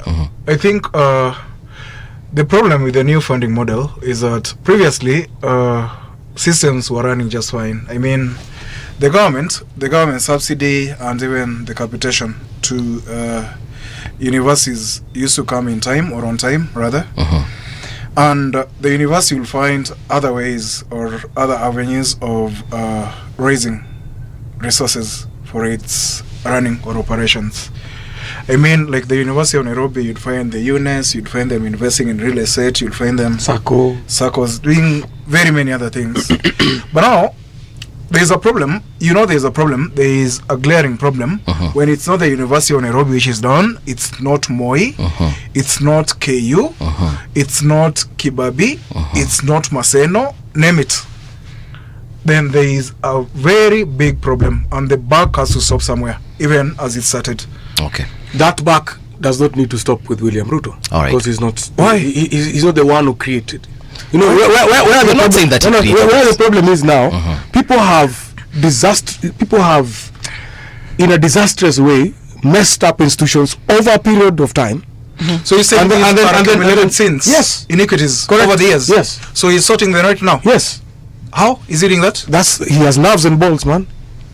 All right, so let's stick with the issue here, guys. We're going to we're going to the top of the hour. Don't worry, the news will play in a short while. But the question, and maybe as we conclude this whole issue of the university, the funding more led, I feel like this government has got. They always find an issue that they need to fix, even if there was no issue. And that is why we always get into something and we're trying to do it, and we are probably end up doing either over excessively, whereby it now becomes retrogressive, or we meddle so much into it, it stagnates. Yeah. And I probably feel like some of these things, when we see they're not working, we just revert back to default settings. I feel like SHA should just go back to default settings, or we can still continue calling it SHA, but we just adopt what NHIF was doing and it was working, and we move on. Hii story yote, for example, ya kuangalia umeita means testing. I was also means tested. And when I was looking at you know, some of the questions they were asking me, what kind of toilet I use, see whether it's covered or not, how many people in my community you know, use that toilet, do I drive, do I have a car, how much is in my mobile wallet, how much is remaining. Swali zingine, what if that money is there, ni ya mchango, mimi ndio secretary wa chama yetu, na natumiangwa pesa hapo kwa simu yangu, then it means you have means. I don't have means. I am just a secretary. Are you aware? Can you imagine? We're even asking you if you have a toilet that has a cover. Are you aware we have regions where they don't even have a toilet? I know people have. Thank you. Don't have toilet. That question is valid or not? That should not determine. It shouldn't determine how much I need to pay for SHA. I feel like some of those questions were very unnecessary. But anyway, I'll give you a chance. I'll give you a chance to reply to that, because clearly we need to do the news. However, when we also come back, we shall be looking at some of your feedback in regards to what conversations are ongoing here. But don't go too far. We will be right back. Traffic on Radio Generation.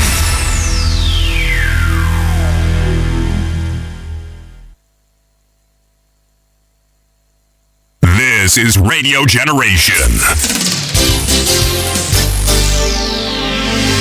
It's 9 o'clock. Radio Generation, the sound is fine. Pump it up, turn it high all the time. Let the music move you, let's sway. Radio G's got your jam all day. Radio Generation, the home of urban soul.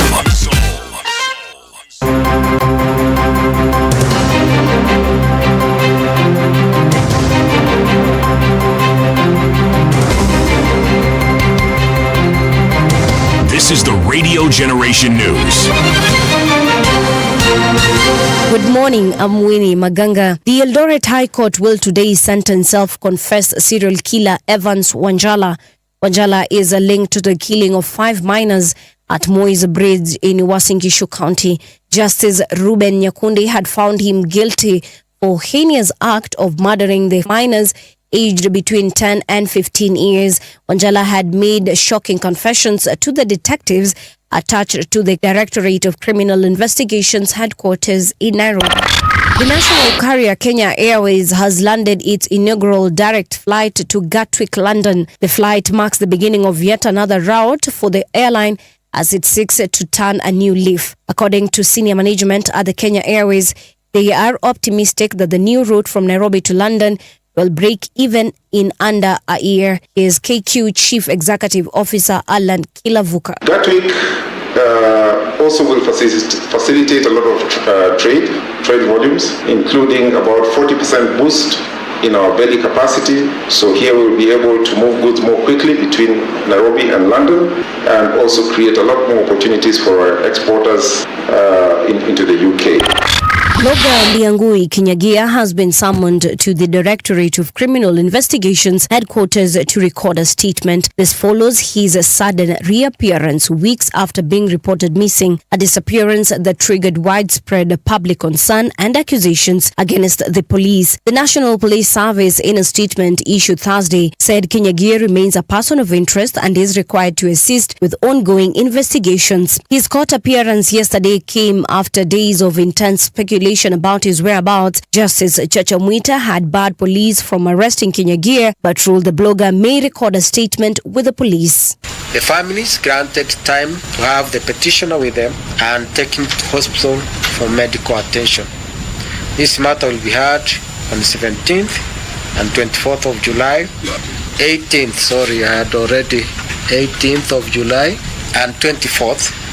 In the meantime, the police shall not arrest the second petitioner, Ndiangui Kianyaga, since he is now a petitioner in this matter and may be required to testify. The second petitioner may be presented to the DCI officers to record a statement if need be, and it should be presented by his advocate.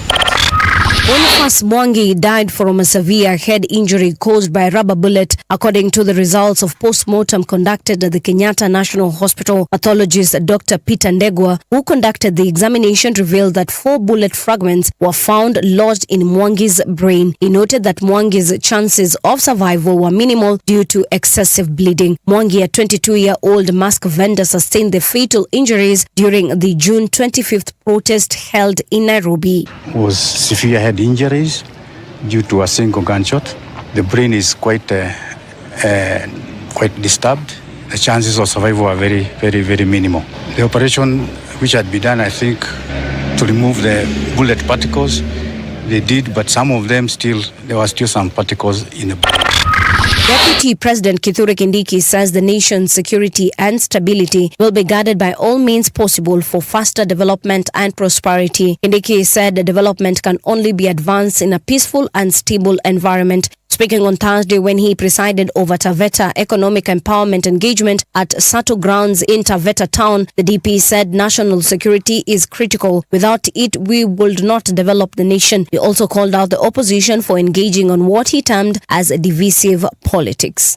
Sisi tunaamini na umoja wa taifa. We believe in the unity of Kenya. We want to tell divisive leaders, leaders who preach ethnicity, leaders who want to tear our country apart.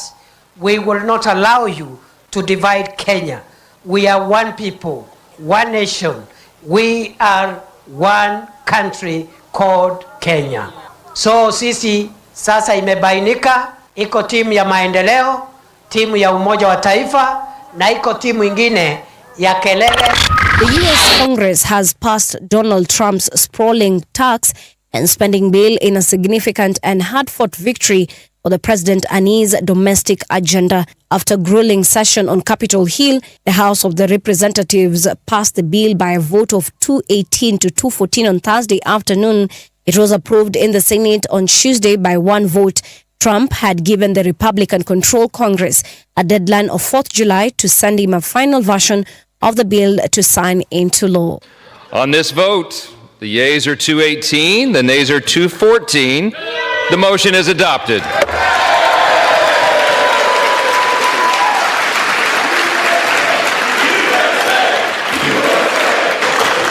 Without objection, the motion to reconsider is laid on the table. That's the truth on Radio Generation. Good morning. I'm Winnie Maganga. This is Radio Generation.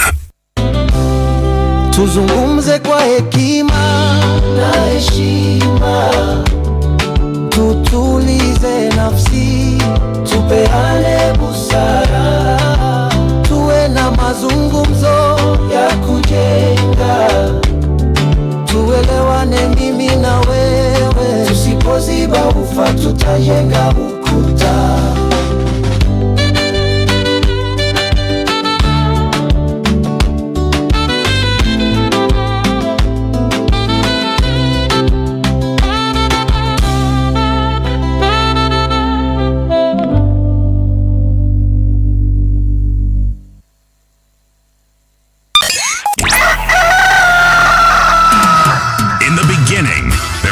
Radio.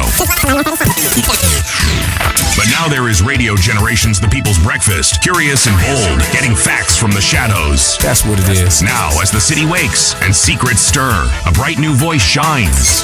The People's Breakfast. Your morning, your voice, your journey. Good morning. Good morning, my neighbor. Welcome to the home of hard truths and bold insights. Radio Generation. Yes, indeed, this is Radio Generation 88.8 in Nairobi, rgk.co.ke worldwide. My name is Mungala Mbuvi. My name is Trisha Wayua. Mombasa 90.7, Kule Malindi 92.1, Lamu 92.6, and Kule Garissa 89.5. You can also follow us on our social media pages at Radio Gen KE. That is on Facebook, Instagram, even on TikTok na pamoja na X. Remember, we are live on X and also on Facebook. And remember, this is the People's Breakfast. This is where you get all the truth and bold insights. Yes, indeed. This is where you get all the information. And speaking of information, we're just having a conversation earlier on with Godfrey Lutomia. He's vehemently defending the government, and we understand why, because everyone wants things to be okay. But also we have Omolo on the other side, who is insisting that not everything is okay, but at the end of the day, the goal is one. We want to be okay, Lutomia. We want to be okay, Omolo. And I hope at the end of the day, when all is said and done, of course we know Rome wasn't built in one day, but irregardless, like former President Uhuru used to say, all shall be well. So allow me to reintroduce the conversation. We were in the last hour, that is, we just finished off talking about our healthcare system. We also talked about our education system and what could be the rot in those particular places. But we realized that conversation cannot be held in one day and be concluded. So we're going to switch gears a little bit and talk about the situation that the country has been discussing and conversing about for the last 1 year. And that is good governance. Kenyans just want good governance. And the one place that we're not getting that good governance is from the government itself. A lot of police brutality has been ongoing, abductions and so on and so forth. And we just want to understand. We didn't see these abductions, during President Kibaki's time. We didn't see them during President Uhuru's time. But to be honest, we are not saying that President Ruto is abducting us, but they're happening during his tenure. And he came out and he said, hii mambo imeachwa, hii mambo hatutafanya tena, tuta ensure serikali imefanya nini, imeprotect citizens. No sooner than he had put the mic down, Albert Ojwang was taken from his home and ended up dead in a police station. What are we saying, Mr. Lutomia? Are we safe in the hands of our police? Are we safe in the hands of our government?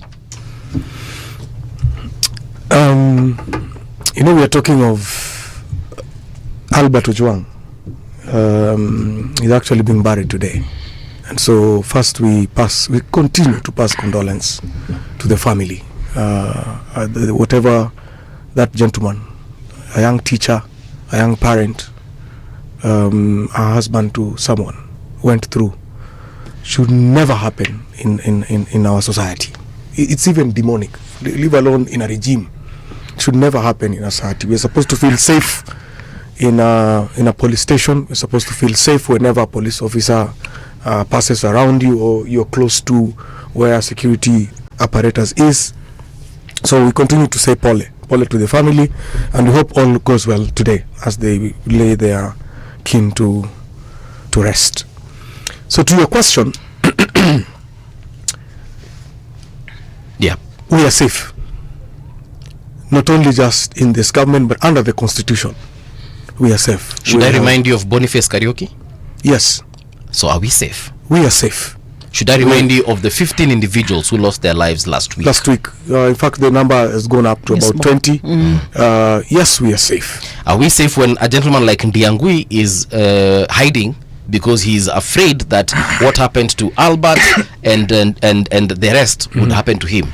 We are not safe. We are safe under the constitution. We are safe under the regulations of the police service. We are safe under the regulations that govern the director of criminal investigations. We are safe under the security apparatus. But I'm saying this cautiously. I'm saying this cautiously because in every market there is a madman. In every town there is someone who is behaving otherwise. The case of Albert Ojwang is inexcusable. It's undefendable. It is painful to watch. The case of Boniface Karaoke, honestly, all factors remaining constant, notwithstanding what we've had out there, it is inexcusable. We will not excuse that. It is undefendable. And so what I'm saying, I started by saying we are safe under the constitution, is because we have a regime that puts people or makes people take responsibility. We have a regime that allows, my friend, a whole inspector general of police to be taken to court, a whole director of criminal investigation to be taken to court to answer for the lives and property of Kenyans. So under the constitution, Brother Paul, we are safe. Are we safe under these people? I'll cautiously say, cautiously say yes, because I have some rejoinders. Honestly, one, we need to change the curricula of our police training, the training curricula of our police service. We need to change the curricula of our criminal investigative departments to adopt to one, the latest technology, and two, to the realization of the Bill of Rights.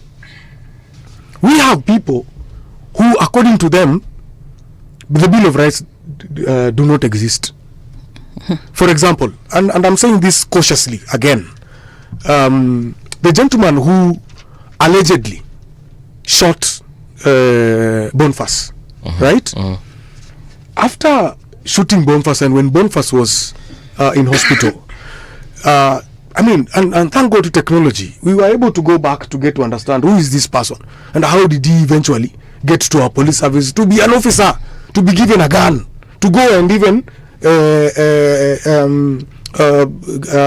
to be sent for an assignment of mass, a mass assignment, only to come and realize at the hindsight, what this guy does at his free time is he smokes weed. He smokes weed and on camera, ladies and gentlemen. That means there is a lapse somewhere. There is a way we need to. There is a way. I and you, Paul. I and you, Trisha, and Omolo here. There's a way we always, when we were growing up, there's a way we always viewed police officers. A police officer was someone who was decent, was someone who was supposed to present themselves well. A police, in the presence of a police officer, you are supposed to feel safe and sound. You're supposed to even have fear that, have you done a mistake? Maybe he's coming for you. But because you know you haven't done a mistake, then you are sure he or she would not come for you. Okay. So I have a problem currently with the curricula. Okay. The curricula that maybe is being used right now is archaic. It's a curricula that uses force. It's a curricula that, I mean, we have officers that are struggling to introduce themselves. Yet it is in the law. Because systematically, they were used to saying, we Paul, kuja hapa, we nani, kuja hapa, unatembea, unatoka wapi, unaenda wapi, you know, they were used to that. Now, the constitution and the law says, you need to approach Paul and say, hey, good afternoon. My name is Godfrey Lutomia. I am a chief inspector of this particular institution, of this particular police station. And I'm here because of 1, 2, 3, 4. And we have reasons sufficiently enough. Sufficiently enough.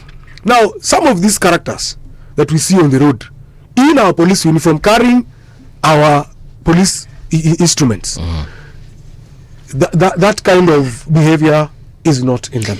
Well, I have a question because when you say that we need to change the curriculum, we have had a lot of suggested reforms for the police force. So many of them reports suggesting on what should be done, and especially from Maraga we saw the former, and then now we are here. We saw last year Gen Zs protested, they were killed, right? Tuko hapa saa hizi. Kuna wale juzi tukienda katika that memorial, we saw people were still killed. Like, for how much is enough for the government to realize that we needed those reforms? How much is enough? And again, for the accountability of the police, how long do you think it should take for people to be granted a justice? How long do you think this case of the killer of Boniface Kariuki should take? And Rex Masai and the rest. Yes. You know, let me and that's what I'm saying. On this particular topic, I am not speaking as pro-government. I'm speaking as a patriot, as a Kenyan. That there is a problem. There's a problem somewhere. There's a problem in the justice system. There's a problem with the current curricula in the National Police Service. Honestly, if you meet any other police service, deep down they mean well. Deep down, they mean well. They are brothers, they are sisters, they are cousins and friends. Deep down, you sit with them down, you share with them a glass of water. They mean well. They know what is supposed to be done. They're actually even disturbed by what is happening with their colleagues. But when you ask them, Bana, you guys meet at the camp, what do you guys discuss? What do you guys say? Then you realize there is an imbalance. Then it means with the Maraga report, yes. And I'll be doomed if I say, doomed if I don't say. Again, this is the only regime that has delved deeper into police reforms. We had these reforms. We have files and files, books and books, reports and reports in the shelves. Right? But you realize you can't implement those reports. You can't implement those because they have been overtaken by events. We have a new financial architecture. We have a new regime. We have a new requirement. We have acts of parliament that have changed our security systems and the way they work, which means you need to redo the whole thing. And that's why when we had the former retired judge Maraga do this, guess what? Are you aware someone went to court? Okay. And to answer your question, he actually his prayers were agreed on. And the hearing and determination of that case and or mention was set months later. Something that is supposed to be a day or two. you've asked a very simple question. How comes we are burying Ojwang today? And honestly, before you answer that question, because there's an answer I'm looking for, yes. And I would like Mr. Odiwo to probably join this conversation. I'll ask you the same question I asked Lutomia and early on. I asked, are we safe in the hands of Gava, in the hands of police? And he has said, under the constitution, that is where we are safe. Our constitution, gives us a lot of protection and gives us a lot of things to work with. So, but in your opinion, where are we safe? First, I'll take time out of my diary to extend my deepest condolences to the family of Albert Ojwang and his relations. And where I am today, I feel personally, as a native of this country, I failed Albert, and collectively as a nation we also fail Albert. But the buck stops with the appointing authority or the president. It took the oath of office to protect both life and property of our governed. But here we are today, rights have limits or have caps on them. For example, I may express myself here, but there is only an extent as to which I can go to. You see, it could border on libel, it could border on abuse, it could border on anything. But in the criminal justice system, there is redress.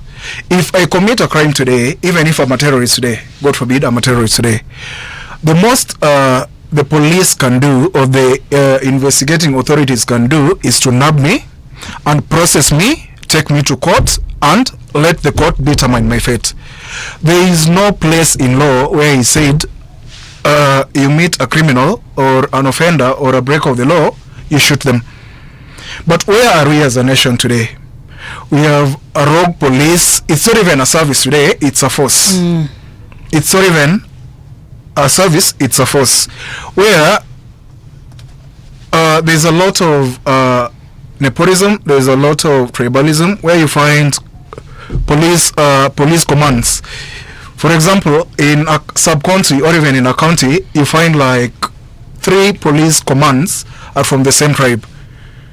They're subordinates, with now the subordinates being metro or cosmopolitan rather, sorry. So, and you see, this is not an isolated pattern. We're not talking about Albert, we're not talking about Rex, we're not talking about Boniface Karaoke. This is a pattern. So we can't assume things are fine. We're doing so badly in terms of our democracy. We're not staring at collapse or precipice or anarchy or anything, but we're doing very badly as a democracy, if you ask me. For a young man like you, for a young man like me, Mbuvi and Pat, we're doing very badly for us and for the future of our generations. And it's time we took an honest view of ourselves, with a view to retool or just reshape or shape things up. Yeah, and so that you can respond to that, yes. You were just saying, we are burying Ojwang today. Ojwang shouldn't have died. Ojwang should have been arrested and given his day in court. Correct. Agitete, kama ako guilty, then aende kamiti ama mali ataenda. Now, there's this other issue as well, where every time we have maandamano, protest, picketing, we end up having people who die. Yes. Is it so difficult? Like in the last protest, we lost about 15 lives. Is it so difficult to just arrest 15 people? So, because I don't get why I have to shoot you, Lutomia. I can just come, me and 17 officers, kama tunaona wewe ni weida sana, we just arrest you, take you to court. Okay. Before I respond to that, let me say this. Article 1, just like I said when we were beginning this interview, Article 1 of the Constitution says that Kenya is a sovereign state where sovereignty lies with our population or populace. They express the same sovereignty either directly or indirectly through elected representatives, governors, MCAs, MPs, name it. About the June 25 process of last year, where we lost almost 63 lives, that was a case of the people merely invoking the right to direct representation. There was no need. Parliament is a public office. if I have an ID today, I'm a documented citizen of this country, I'm allowed to access event centers, apart from the prohibited or even the protected areas, because it's a public office. There was no point in the massacre or shooting innocent protesters just because they breached parliament. They were merely exercising their rights to picket as enshrined in the constitution. So as long as the police, and you see, you have a very rogue police force, they come out of their barracks or even their sessions with one aim: to counter and to quell protests with any means available and unavailable to man. To them, the end justifies the means. They don't care about the process. So as you answer Odiwar, just let me know, how difficult is it to just arrest a demonstrator or a rogue demonstrator, or a goon? Why are we shooting them in the head, in the chest? So is it so difficult to just shoot someone in the knee? Come on, if it's that bad. If it's that bad, I sense, and again I say, I'm here as a patriot, as a Kenyan, and no one is celebrating these deaths of young people or any other person who would find themselves in the way of our police. I started by saying we need to first retool what you were saying, check our curricula, and get to understand where are we and where were we. We are struggling with a very simple thing like our police officers having cameras, body cameras. My friend, that thing has been challenged in court. You understand?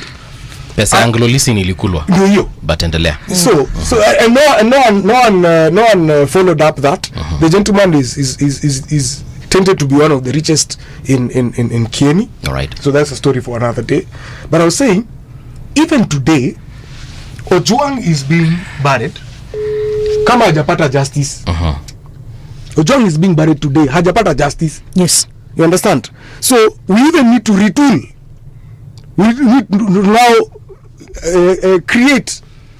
How do we in such a case where we have Ojwang, we have our brother Boniface, yes. How comes they are getting buried na hakuna mtu ako jela? The probability that the people that have been lined up might be even set free is there. There's that probability, I mean, right? Because they are currently presumed innocent. The people who allegedly are suspected to have been involved in their cases. So I started by saying, one, we need to check on our curricula. Two, we need to retool both the service, the police service, and I'm calling it service for specific reasons. We have one of the best police service in the region. Right. These are people, and sometimes let's check on what they do. These are police officers that when we are in danger we call them. Despite the atmosphere, the environment they work in. When we have someone who's dead, it is the police to go and collect. When we have babies who have been thrown somewhere for abortion or something, it is police to go and collect. When there is a very fatal accident, it is police to go and get these people, put these people together and collect. My friend, we have one of the best police service. Godfrey, we appreciate that. That's what I'm saying. Yes. We have one of the best police service. Thank you. It is a service to the people. However, we also have rogue people. Maybe because of the way the curricula is crafted. Even when the thespians, his colleagues, the people in the industry that he was theater, and they would want to mimic a police officer boss. They would mimic a police officer boss with abuses. And they would use abusive language to show that they are powerful.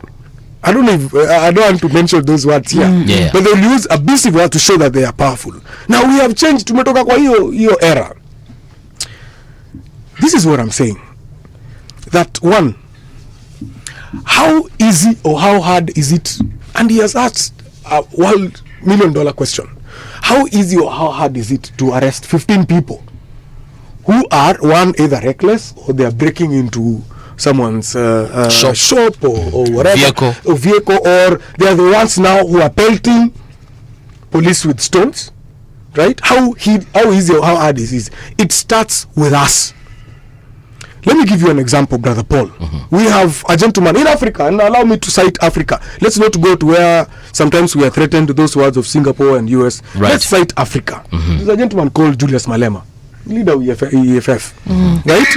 He's one of those guys, besides I think Sankara in Traore, he's one of those guys who has been touted to lead a peaceful march. A peaceful protest march from the time it's supposed to start to the time it's supposed to end peacefully. The last time he did almost 1 million march, and not even the guy who was on the roadside doing roasting maize was affected. So what am I trying to say?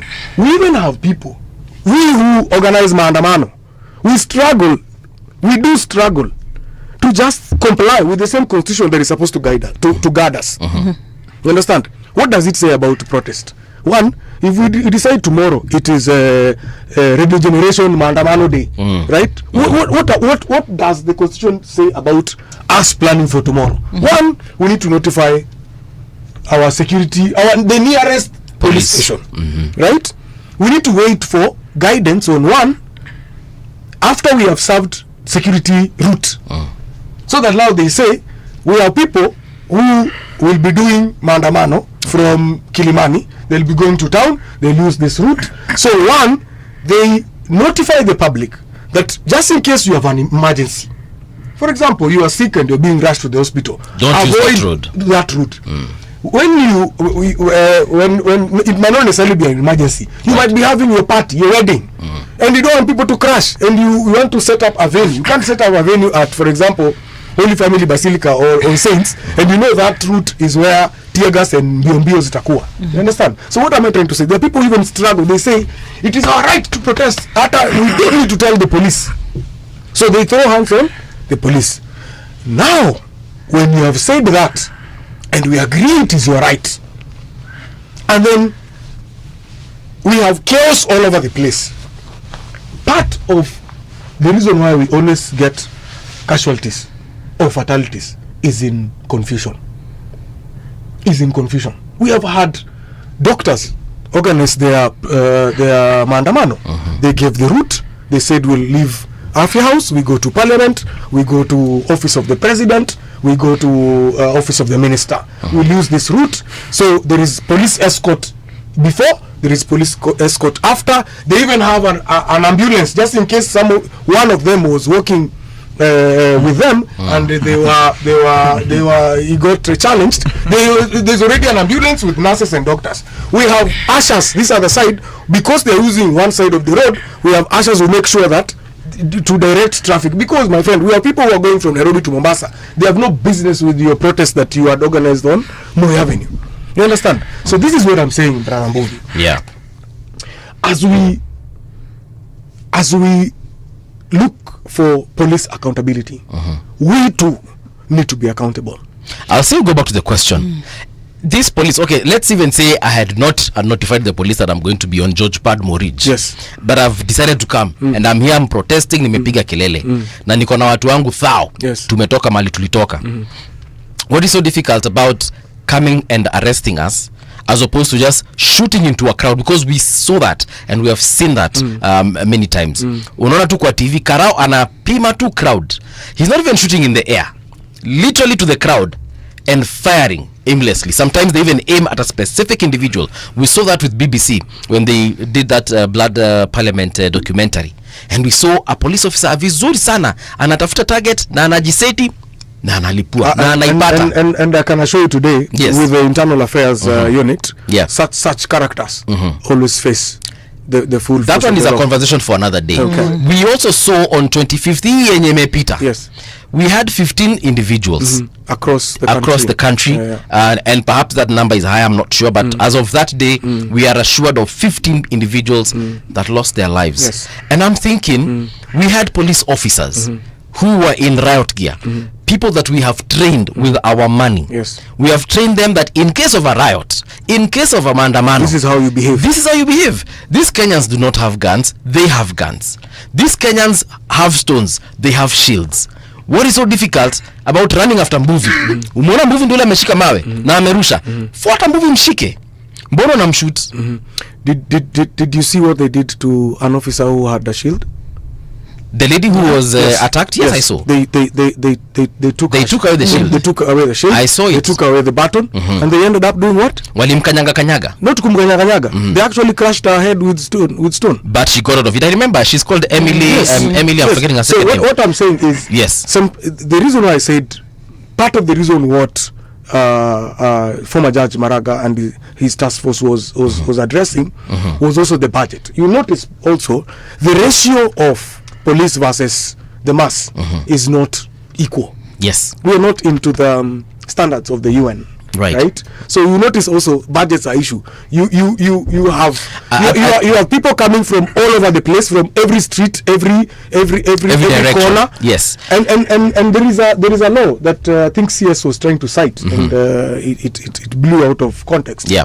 Where when a police is in danger, or when a police feels that they are in danger, right, explicitly feels. Yes, they're in the explicit. Correct. Underline explicit. Yes, when a police feels or determines that they are in danger and they have a firearm, then they have right to defend themselves. But it does not say, because everyone is shouting and stones are being painted over the place, now start shooting in the crowd. Now that is not allowed. Okay. But we have seen it. But we have seen it. That's agreed. Yes. And I'm not even talking about Boniface Karaoke. That's a different story. It has happened even in the Barbers. Unaona tu mtu ndio ule, he's like 100 meters away. And you aim here. Yes. And he just decides, you know what? Yes. Yule ndio namaliza leo. Correct. And you know why? It's also what we are now doing with with healthcare, what we are now doing with education care. We also need to digitize also our police service. What am I saying? CS Murkomen came out and told them shoot to kill. No. You know? He didn't say shoot to kill. He said anyone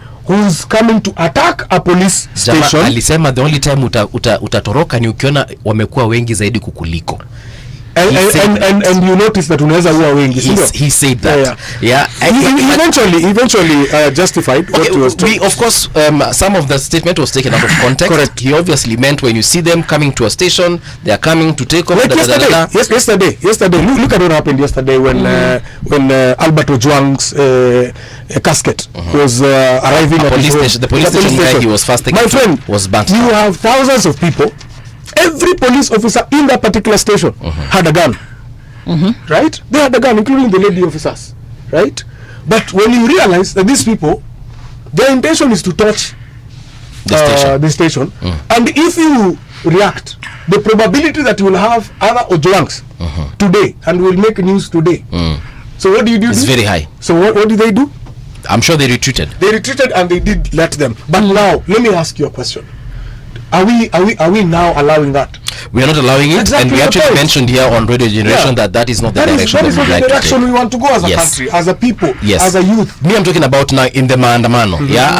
Patricia wants and I think it is the same thing you are saying. We are not allowing that, and also we are not allowing also police to kill innocent people. Yes. I think it is the same analogy that we should use across. So there's a point I feel I've not answered your question on protest and maandamano. You understand? One, for us to be able to either lower down or not even have a casualty is first of all to have organized maandamano. We need to organize. And how do we organize? We need to comply with the law. You need to even let police officers escort you. Let me but now you can say that person is not part of us. So you can easily call backup the way Paul is suggesting. You call backup and that person is arrested. Okay. But now when you have a disorganized protest, a disorganized maandamano, people are coming from all over the place. You don't know who is. Like for example, we had the former judge, former president of Supreme Court Maraga. With the ladies, with the mothers of the guys who lost their lives.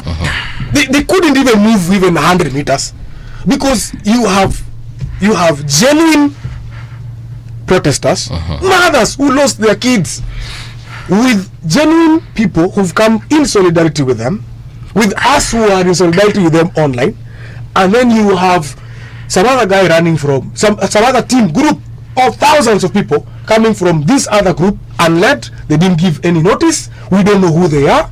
We have another group coming from this side. They didn't give any notice. We don't know their leader. We can't even call to confirm. Are you the ones who say they're coming from Yakiwe? We don't have that. And so what do? You notice what police did?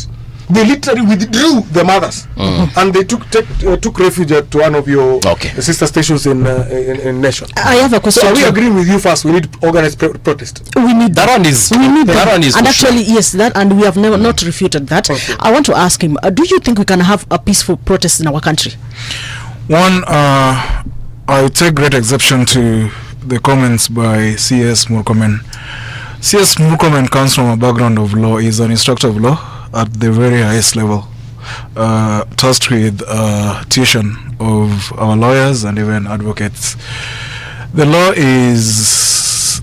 is clear as to when a police officer is permitted excessive use of force, and you'd underline the word explicitly believe, or when they explicitly believe their life could be in danger.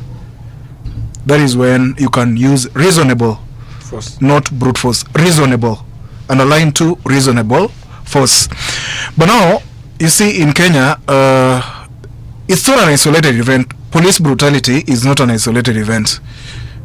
It's a pattern. I remember back then there was a femicide protest by our women, our mothers, our sisters, our kids. You see, they were tear gassed. Did they provoke the police? Then you'd have to ask yourself that. Did they provoke the police? The answer is no. But they were tear gassed and they were brutally handled. Today, you'd find university students demonstrating for release of their help funds. They'll be tear gassed, they'll be brutally handled. As to whether demonstrations can be peaceful. One, the Constitution allows peaceful picketing or protests. Yes. It's inalienable in our constitution as a right. But one, you have to serve the police or serve notice. You covenant to serve notice. Correct. But you see, even in law, you could e-serve. Like you could serve someone online. Like you could buy airtime or airspace on this daily and serve. Even today, if I was writing a demand letter, I could serve you on your WhatsApp. And by dint of that, you shall have been served. Correct. You get. So it's not enough. And protests, we come from diverse backgrounds. You see, we come from diverse backgrounds and orientations. I may have been born a thug, or my uncle, paternal or maternal, may have been a thug. It runs in the family. In the family. Then you are a Bible quoting Christian with your whole generation, from your forebears to your old man and every other person. So that means it's in sociology, human behavior is very, very difficult to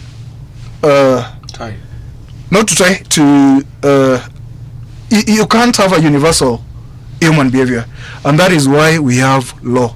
And the law says any lawbreaker or any person who doesn't adhere to the tenets of law needs to be incarcerated, needs to be arrested, incarcerated, and processed. We can't have organized demonstrations because we'll always have elements who will always infiltrate our demonstrations. So the police, they are professionals, they are trained. I don't know how long their training takes, but they are trained. The most they can do is to apprehend the infidels or suspects. The suspects, incarcerate them, process them, and let the court do its work, not shoot to kill. Because I believe it's only the government, apart from rogue elements like terrorists and bandits, it's only the government who has a monopoly of force. I might be a gun holder today, but I can't have an armory in your home. In my home. Correct. It's unconstitutional. It's only the government who has the monopoly, or which has the monopoly of violence or state violence. You see. Yeah. So there is absolute no need killing innocent protesters. You'd only need to apprehend the rogue ones. Well, still at it, You know, we are talking of the product. Now let's get to the root cause of all this. The Gen Zs went to the streets last year because of the finance bill, right? We saw the issue of the ministers. We saw the president reshuffled, took back again the same people wanted them out, right? They took them back again. On the issue of the finance bill, we saw some of the issue of overtaxation. Actually, let me just be specific: overtaxation, which we have seen again in the current bill. Tumeona imewekwa imefichwa kule ndani, and this is the reason why people went to the streets. Whatever we are discussing about, just product now. What is the government, as the government, because we are looking at what is the way forward? Has the government really looked into these issues that the Gen Zs went to the streets for? Because we will go back again to the streets. I think you need to give it to the government, but for the first time we had multi engagement in the working of the finance bill 2025-2026. We had a lot of consultation. We had a lot of facts more than fiction that were brought early in advance. We had various departmental committees going out. We had people like you who now, this time around, even the media, joined in separating facts from fiction. Part of the reason why everything this time around went well. We had a minister who would even engage people on the street. At some point, he even went to there's a Jivanji garden at Bunge la Mwananchi, just to be asked question between, just get to feel what is Mwananchi saying. So that you need to give it to us. This time around it was seamless, no kelele, no nothing. We tried very hard not to introduce a lot of taxes, especially through CAM, the Association of Manufacturers, and the like. So this time around it went well. But are we there yet? No, we are not. One, we still are having abductions. The way Paul was saying, as late as last week or the week before, I mean on 25th, yeah, we still had people dying. It's not our intention that people die. Are our police service officers, are all of them perfect and true to the word and the spirit of what guards them and guides them? No, they are not. Right? Are we working towards that? Yes, we are. How? We have gotten to a point where it boils down to that particular police officer.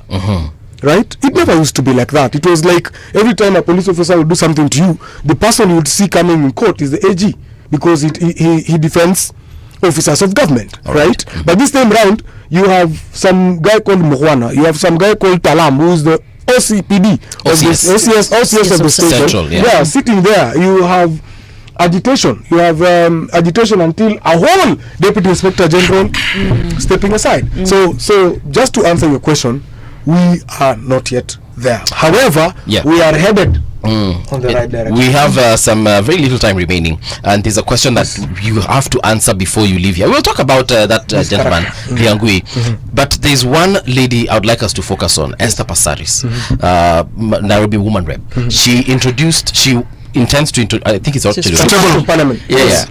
About and she wants maandamano done differently in future. Where you can't be 100 meters within a protected area such as State House and Parliament and so on and so forth. Ukishikwa 3 months jail, 100,000 Kenya shillings or both. She wants us to tell the government what time we're going to be protesting, which is okay, the route we're going to be using, which is okay, but what we're going to write on our placards, what we're going to chant. What if I want to go there and I want to say Lutomia must go, but then Patricia also comes here and she's like Lutomia achomwe. That is all on me. How am I able to tell how many people are going to be in the protest? Is it I can write there 100,000, they end up being 300,000. Correct. I can say we're going to be 1 million, they end up being the entire Nairobi, which is 7 million. So some of these things that we are trying to do, for me, we are trying to curtail dissent. We are trying to tunanyonga sauti. So let me come in quickly on that, and just in case you have my women reps number, Esther Passaris. Right. Yes. Kindly tell her that I owe her a glass of ice cream or dinner. Okay. She's daring enough. One, she's responding to what we are saying now. We need order in protest. There are people who assume that this country doesn't have laws. This country, or the people who were putting those laws were mad people. For example, in any country in the world, we have what we call protected areas, right? For example, even in any war, talk of those big war in different countries, right? There are places you cannot go and take your nonsense there. 1, a hospital. 2, a church. 3, not a church, a hospital, a religious institution, a school. You understand? Have we had instances where people even jump to school? We had it on 25th. We had young people scaling the walls of State House girls in the quest to go to State House. What business did they have at State House? They wanted to see their president, I believe. How do you want to see your president? Tunataka kumuona because the only time tunamuonanga ni kwa TV. Kwa TV, so nataka kumuona live. Nataka kumuona venye tungemuona Uhuru kama Kasarani. Now, to address that, we want to put that as an amendment, right? That if you want to see huyo president unamuona kwa TV na kumuona live, then this is how unamuona. If for example, we had a case here, Ojwang, and we are saying this, we're using him, but we're saying this with a lot of humility to the family, whatever they're going through right now. We had people, characters, storm the Nairobi funeral parlor, right? That even the guy who was doing the autopsy, the pathologist, said, I can't even breathe, my friend. I can't even breathe. People don't know that this because of the sensitivity of the activity that happens here, it has its own laws and rules that are governing that particular place. He has said Parliament is his right. When he shows his ID, he can go there and see whoever he wants to see. I want to see my MP and tell my MP my issues. Exactly. But you don't come to Parliament in a riot. You don't come to Parliament, with stones, with Yes. Can you allow Odwor to say something, please? So maybe before I allow Odwor, I was saying what Pasaris is trying to do is trying to bring order. Kidogo. Odwor. Muri, by default, I respect my elders, but what our women rep brother is trying to do is some approaches. I find the approach simplistic, draconian, and emotion or sentimentality free from reason. The maturest democracy in the world, that is the US. Outside the Oval Office, that is like our State House, you'd always find photographers, you always find picketers, you always find a group of people picketing outside the Oval Office. Yes. But there is no single day, even when Nini was bridged, Capitol Hill. Yeah, Capitol Hill was bridged. There is no single day you'd find police shooting innocent dissenters. What is a crime? Me going to Parliament today, holding a flag, having my phone on me, carrying a bottle of water, and attempting to see my speaker or even the clerk. I have the right to access any public office as long as I'm a documented Kenyan of sound disposition and even mind. And I said this yesterday, Parliament is not an Airbnb where I need to make reservations. It's not a private facility. I need to go there to see my MP. I need to go there now. I go there now. So people go there every day. So where we have a problem is where security is breached. So that's where we have a problem. As much as the government has majority, as of the time of coming to press, I pray that bill is defeated with Senate MPs or Senate legislators. We merely peppering over cracks with our police service. It's like today I'm done with disease, but my only prescription is paracetamol. That is too short term or too quick a fix for my long term wellness. So we need a surgical review of our police service, if it's a service, because right now I believe it's a quote. So much so that I didn't even express myself freely on such media or mediums because I'm not assured of my safety when I step out of these premises. That is how badly we are as a nation or doing as a nation. So Godfrey, sorry, as you conclude, so that you can mention what you need to mention about Ndiangui, do you believe in your all, like, honestly, do you honestly believe that bill as it is okay? I believe that bill is as it is. Yes, as it is. Kitu. No. You can't say it's tolerable kitu. We are in a democratic country. Actually, it's in first reading. It will go to. But I'm asking you personally. Departmental committee. I'm asking personally, you personally. I believe it is the best thing that ever happened in the recent past. To actually guide and guard and make us not have more casualties. Anything that will make 63 to 15 to 0 casualty, my friend, that is the best thing. How? All right. You define what is a protected area. Why? We have the generation that doesn't understand. Kwenda State House. They don't understand. True. Right? We have a generation that wanashindwa. Why are you making us not go to a hospital, all of us, to see one of our own hashtag tuko pamoja kama vijana tulikuwa maandamano. They're wondering why are you kwa nini unatukazia. They don't know how a hospital is. So let's revisit, let's involve them, let them be part and parcel of the amendments, right? And then let's all agree that we need order in our 3 minutes. What do you have to say about Ndiangui? I praise the Lord. He came back safely, but he deflated our movement. From the president to everyone, we were against abduction. And if you play around with abduction, I remember. Let me quote, for example, what Nelson Harvey. Nelson Harvey is a former president of LSK. Yes. What he said. Ndiangui Kinyagia has given undeserved credence to position taken by National Police Service and the Director of Criminal Investigation on police abduction, embarrassed a well-meaning judge, and dedicated public effort to rein in on police impunity. Right now, Brother Paul, if anything was to happen to you, and all of us go to court through Madam Faith of Law Society of Kenya, the president, Faith Odhiambo, right, where he filed the habeas corpus, something, where it forces the state to produce that person. Right now, an officer of the DCI can face the judge and tell the judge, I know it's my right to produce that person, but I have an incident before you that actually someone was using this particular course to excite rage and create emotions.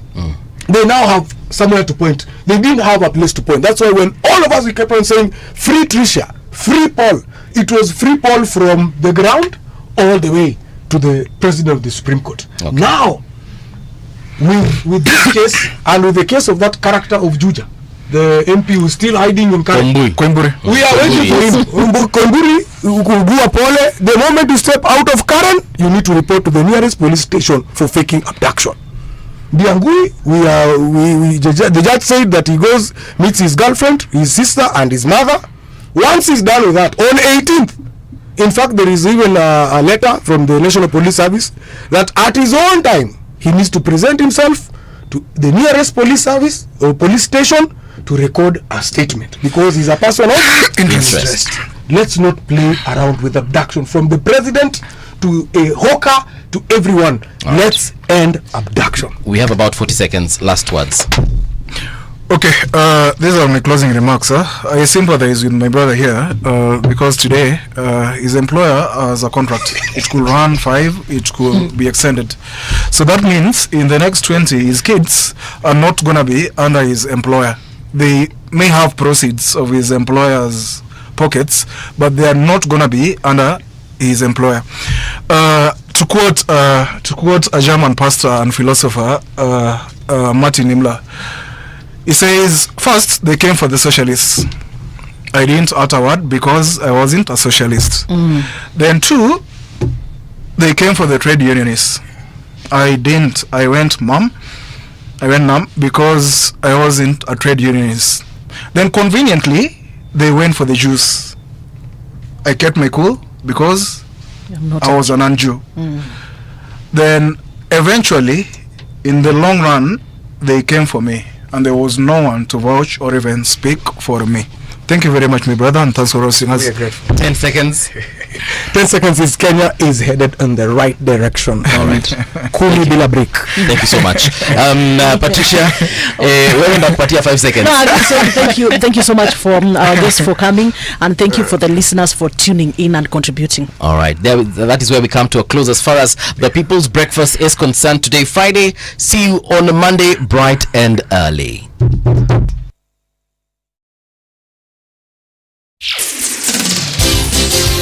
It's 10 o'clock. Radio generation, the sound is fine. Pump it up, turn it high all the time. Let the music move you, let's sway. Radio G's got your jam all day. Radio Generation, the home of urban soul.